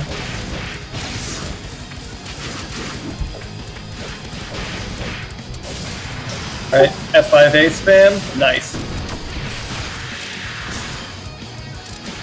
Leveling up that domination dash, I guess he thinks he can get a lot of damage out of it. And, well, it looks like he can't. Couldn't quite finish that combo there because he had only like 2 orbs there. But he gets the 4-card setup again, putting Saber in a really bad position. He's losing life fast. Now he's completely out of spirit. Oh, cancels into the reversal. Reversal. Hey, Drizzle 2-card! 1.4, hey! Hey, like 200 extra damage, boys!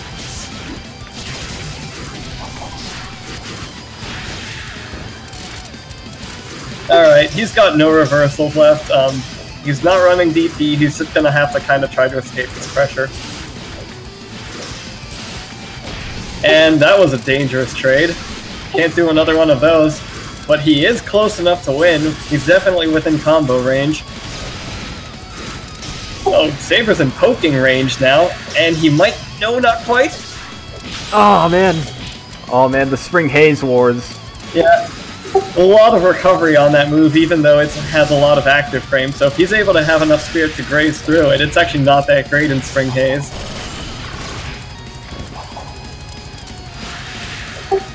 Splinter using 2-1-4 as an escape tool. What a madman.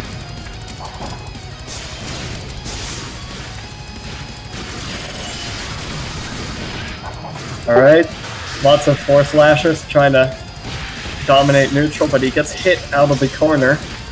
Pretty questionable J5A from Saber there. I wouldn't have done it. Like, it's not a... J5A doesn't have a good angle for air-to-airs. Ooh, C6C. Alright, what are we gonna see? Are you gonna get out of the Saber? Okay, yeah. High jumping after J6A, or 6A is usually a good decision. Splinter holding domination dash. Or, illusionary dominance. It has dominance in it, whatever. I know, Splinter's just the dominating type, isn't he? Oh, there it is. That is pretty dominating. Only 2.8 off that ID. Yeah, that's Aya for you. But 2.8 is actually good for her. Just looking so uncertain on defense from Saber. You really have to question what Aya is going to do in pressure. And when she's just flying around you too, there's not so much you can do. So you have to go for a 5C or a 4A read. There's the gear. I mean, it is basically Saber's #1 defensive option is to smash that fucking gear button. And there he is again, bringing out the gear, waiting to use it. Good border escape. Okay. Land cancel J5C and another J5C. Takes the round. Well, that's a reversal he's not going to be able to bring into the last round. That's unfortunate. Okay, good domination dash there. Just reading these 5Cs off the ground. I gotta say, he's probably getting more damage out of those dashes than he is out of his regular combos. Yeah, it really makes you think. Alright, Splinter being kind of out of control here. He's trying to approach a scenario where he's definitely not going to be safe to do so.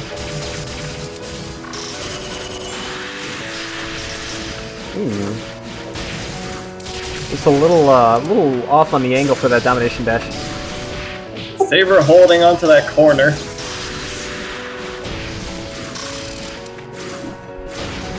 Fearless Splinter, just always air tech forward. More Force Slashers. I mean, this guy's like top 5 EU at this point, practically.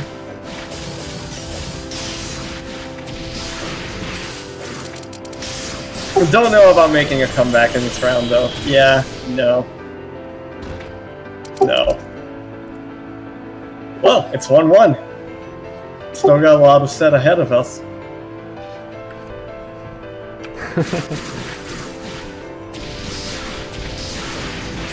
1-1. Yeah, top 5 EU is like Ran, Splinter. Yeah, that's about it. Nobody else matters.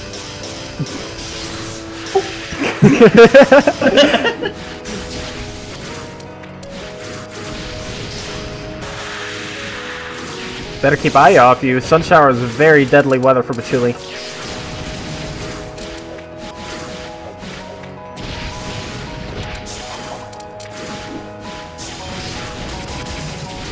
Yeah, it looks like Splinter's getting a little bit tired of doing all these complex graze maneuvers. It's hard to keep up that kind of movement, and he's definitely been like needing to play against so many patchoulis. He's probably sick of it at this point.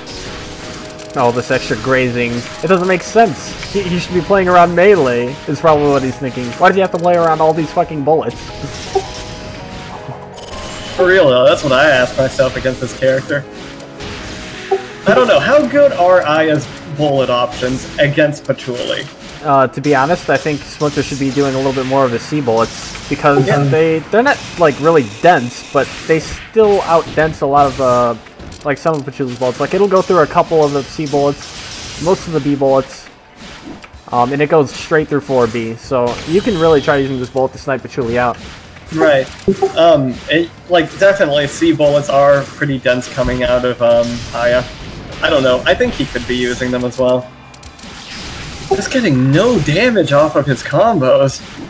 I mean, Splinter is like, he's very optimistic with his movement. Like, he's not trying to like outpace his neutral. He's just, I'm sorry, dominate his neutral. He's just trying to dance around him until he sees an opening, which is like causing him to get hit quite a bit by these J5Cs. And that's where a lot of Saber's damage is coming from right now. Yeah, I mean, he is doing a good job when he is actually moving. Like, he's doing a lot better job than most people would do. But that being said, it's the only way that he's been able to really threaten him, and it's getting a little bit predictable at this point.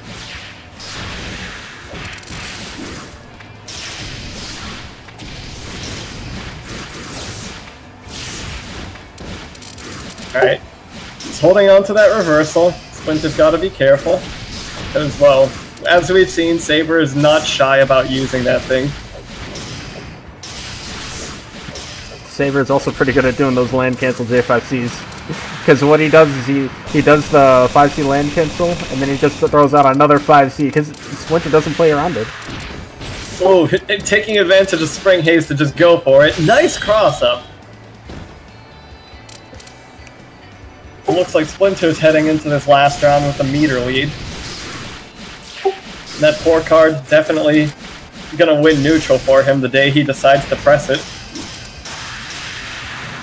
And there it is. Pretty good damage.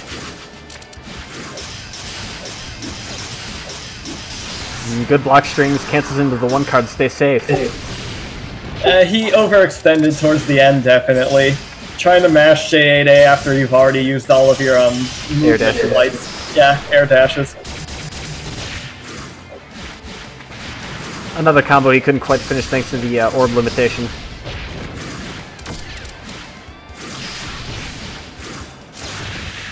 I think Saber has good usage of J4B, because what he does with his J4B is he creates a wall that forces Splinter to choose, like, to really weigh his options on how he should approach Patchouli. Because what he could do after that J4B is like another J5C, or he can J44 into J6A. And I think another advantage of J4B is that whenever Splinter actually decides to press a button instead of just grazing forward, it extends his hurt box to the point where he may not necessarily have cleared out the other bullets of the J4B by dashing through it. Yes, because the bullets from the upper and lower portions of the bullet can actually still hit you. Yeah, they're still very threatening. Well, that's not gonna do anything. That's a zero fuse flare. Rip Saber. Rip Saber, flare is not Okizeme. Alright, fun fact for all you viewers. The zero fuse flare is when you 5C into Royal Flare, expecting it to work. It never will. Why would it? Because sometimes when you counter hit off of a 5C and there's like a little bit of distance, and you gotta not hit the full bulk of 5C. You need to hit like one or two of the bullets, and then you Royal Flare. That's when it works.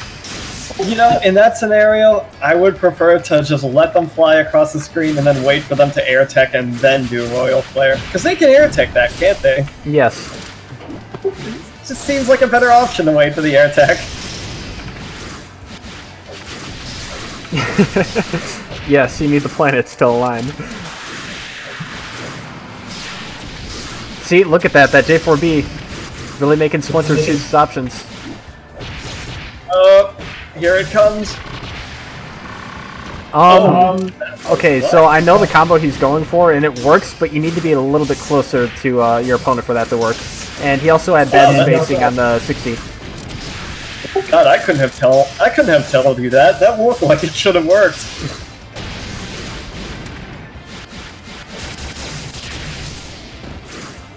1.2k. Wow, just pushing him into the corner right here. What kind of pressure does Saber have? Yeah, it's not it's actually not very threatening, I think. I don't think Saber has a lot of mix-up in his pressure, because I feel like he could do more for his daggers, because he already has the respect.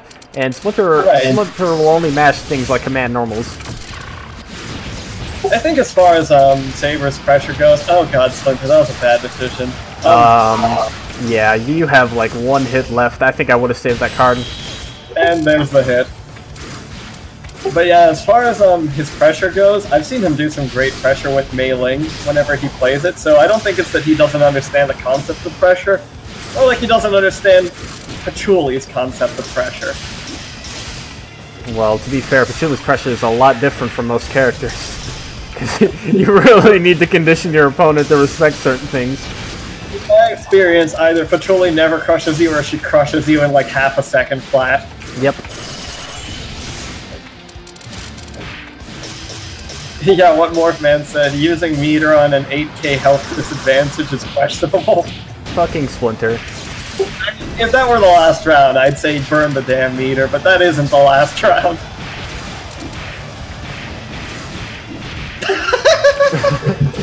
Okay. He'll never get the J8H.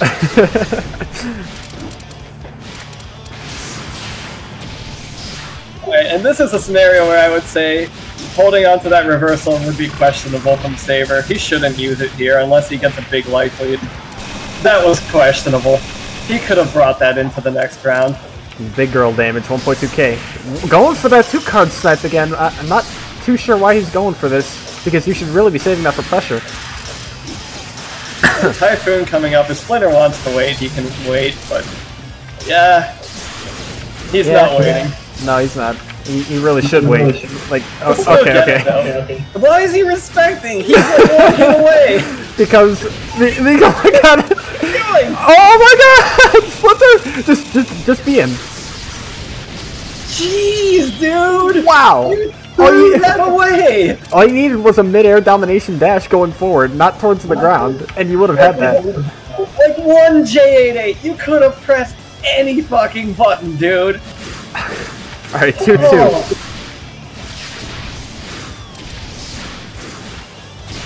Okay. Going back to that Reed style of gameplay again, with the domination dashes. Dude, Z-Layer. More Splinter not choking so hard. He should have absolutely saved that reversal for the next round. Alright, Saber has his 4-slasher set up. So he's going to see if he can get a little bit more of this neutral gameplay off of it. I mean, choke or not, at least Splinter has a couple more games before he gets kicked out of the tournament, so he can still make this comeback. He caught some J5C mash with that J5A. He's got a good combo off of that. Ooh, little aggressive on that forward dash there. Here's the thing, Morphan, he wasn't stalling for Typhoon. If you see the way he was playing as if he had no idea what weather was coming up. And then when Typhoon did come up, he was instinctively like, oh, I'm Aya, I'm gonna run away. And then like 5 seconds into running away, he finally realized he had the life lead, but by then it was too late. 4-slasher setup, here's the Oki. Oh shit, here's the Oki. Doesn't keep it tight, he should have cancelled that 4-slasher a lot sooner. 6A air unblockable! Big air unblockable. Well, Splinter, if you lose this one more round and you're out of this tournament, Splinter. But if you win these 2 rounds, he gets to reset the bracket, so all or nothing, my dude. Alright, good crush, good crush. You got the 2B Okizeme. Another good crush. That was actually a reset, he got a counter hit.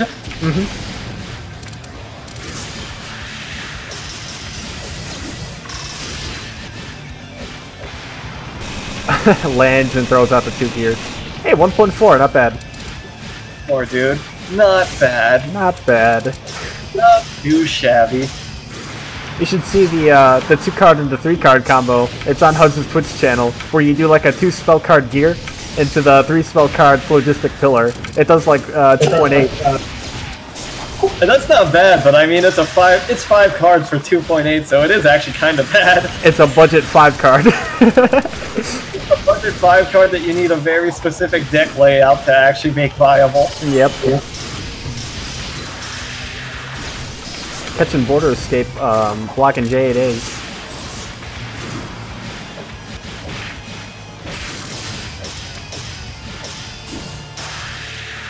Ooh, Splinter expecting respect. Okay, 2-3-6 in midair. Oh, Splinter messing up his Okizeme, flying back into the corner, expecting him to tech that direction. Alright, Splinter's 1 hit away from losing this entire bracket. And there it goes. Undergrazes. I guess it wasn't the week. Well, that's it for Splinter, and Saber Feelings is the winner of DC 19. The really ill and like sick edition because everybody's dead. Such a good job from Saber Feelings, though. I mean, after coming out of that slaughter in Soku set, he goes on and slaughters Dream Chasers, not really losing any sets. That wasn't a slaughter. Yeah. That was not a slaughter because he ended up in loser's bracket, didn't he? Saber Feelings? No, wait, no, he didn't. Wow. That's what I'm saying. It was a slaughter. Though almost all of his sets were... Oh, okay, he had... His first 2 sets were 2-0, then it was all 2-1, and that one ended up 3-2. So yeah, Saber did... He was really strong today. And he didn't even swap to Mei Ling at all, which is what we've seen him do in the past Dream Chasers that we had, where he'll start off with Patchouli thinking he can actually pull it off, and then he loses confidence with Patchouli and swaps it right to Mei Ling, and then usually Mei Ling is what seals the deal in his matches. But he stuck to Patchouli this time, despite his fear of constantly being D6'd or just danced around, and he was able to play around it pretty efficiently. No, and I think it wouldn't have been an unintelligent bet to have said that Saber would have won this this tournament. Well, I don't know what Genki's going to think. He'll probably want to ban this guy right away, but I guess we'll see before next DC. Congratulations, Saber. You get to have an emote for the server. Yeah, and congrats, Splinter. You also played extremely well. And Tamina, of course, getting top 3. Unexpected, but very impressive.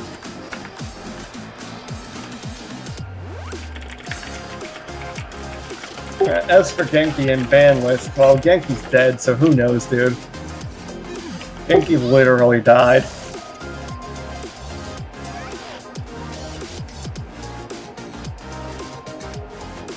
Yeah. After seeing that Typhoon go down, my expectations for Splinter were shattered. What a shame.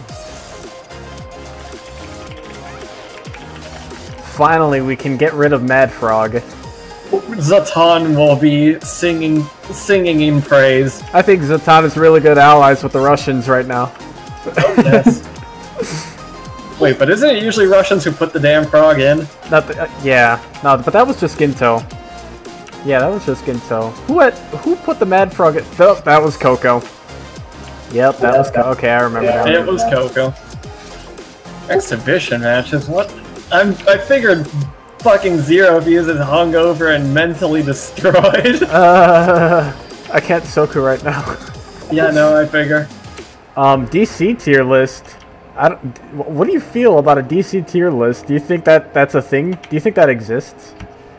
So when you say DC tier list, are you talking about which characters have the best chance of winning at DC? Yes. Because we have seen some characters just constantly end up in top 8. And some of them is like Patchouli, Itsuho, Suwako. Who else?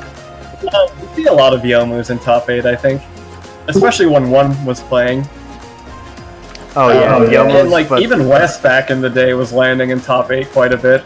West is interesting because he always claims to be rusty and he doesn't practice a lot, but then he comes back and just 3-0s 1 in casual sets. Speaking of which, where is one? Is he gone? Is he dead? He's not dead, but there's like some specific like personal circumstances that are keeping one busy. Also school stuff. It's like mostly school stuff, I think. He said he would be out of Hisouten for a while.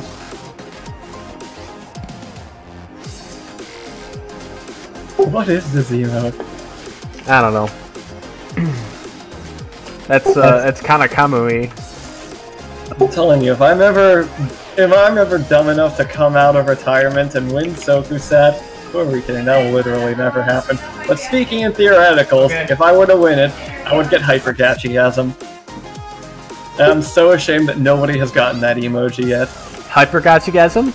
Yeah. Didn't we used to have it? We used to have like the red faced Gachigasm. I don't know if we used to have it or if it was just what was it, back when global emotes were a lot more easily accessible if people just had it from that. But I'm not sure we've ever had Hyper Gachi actually as a server emote. Maybe we did for a short while. Speaking of Gachigasm, isn't it about time we bring back the color to Billy Harrington? He's a little too gray right now. The time of mourning has passed. Now we must celebrate his life by becoming part of the Gachi group. And that is how you do it. Oh wait, is it already back? Oh, okay, I guess so. I don't know. I think because either yesterday or today I saw the Gachigasm and it was still grayed out. The color has returned to Billy. Life is good again. I don't know, I'm pretty happy with today's bracket. That was like a very solid, like what I expected, kind of how it played out, and there's a lot of mix-ups and just unexpected, like people just ending up in top 8, top 4 today, performing really well, like getting out of DC. Yeah, the unexpected ones I would say were definitely Toa and Mina for ending up in top 8. PC Volt as well. He's another person that only graduated from Beginner Beatdown recently. Oh, which one? PC Volt. The Yukari player. PC Volt, yeah. Yeah, and he was really strong today too. But Mina like bested him because Mina had to play him in the beginning of the bracket, and then they had the rematch of the century. I think it was like round 5 in the losers bracket. Match of the century in round 5. Yup. And it looks like it was a powerful rematch. Alright, I mean, I figure you must be tired. If you want to close out the stream, you can go ahead and do so. Yeah, I think that's about it for today. I don't know if Genki's going to be back within the next week, so I'll let the viewers know now. We do have a podcast planned for next Saturday. Not Sunday this time. It's going to be on Saturday because of some of the guests that are involved. It's going to cover Alice Murgatroyd. If you guys are interested, be sure to watch that. Yeah, we also got Beginner Beatdown coming up on March 17th, so this next Saturday, 1 week from now. The podcast and BB are on the same day. Oh boy.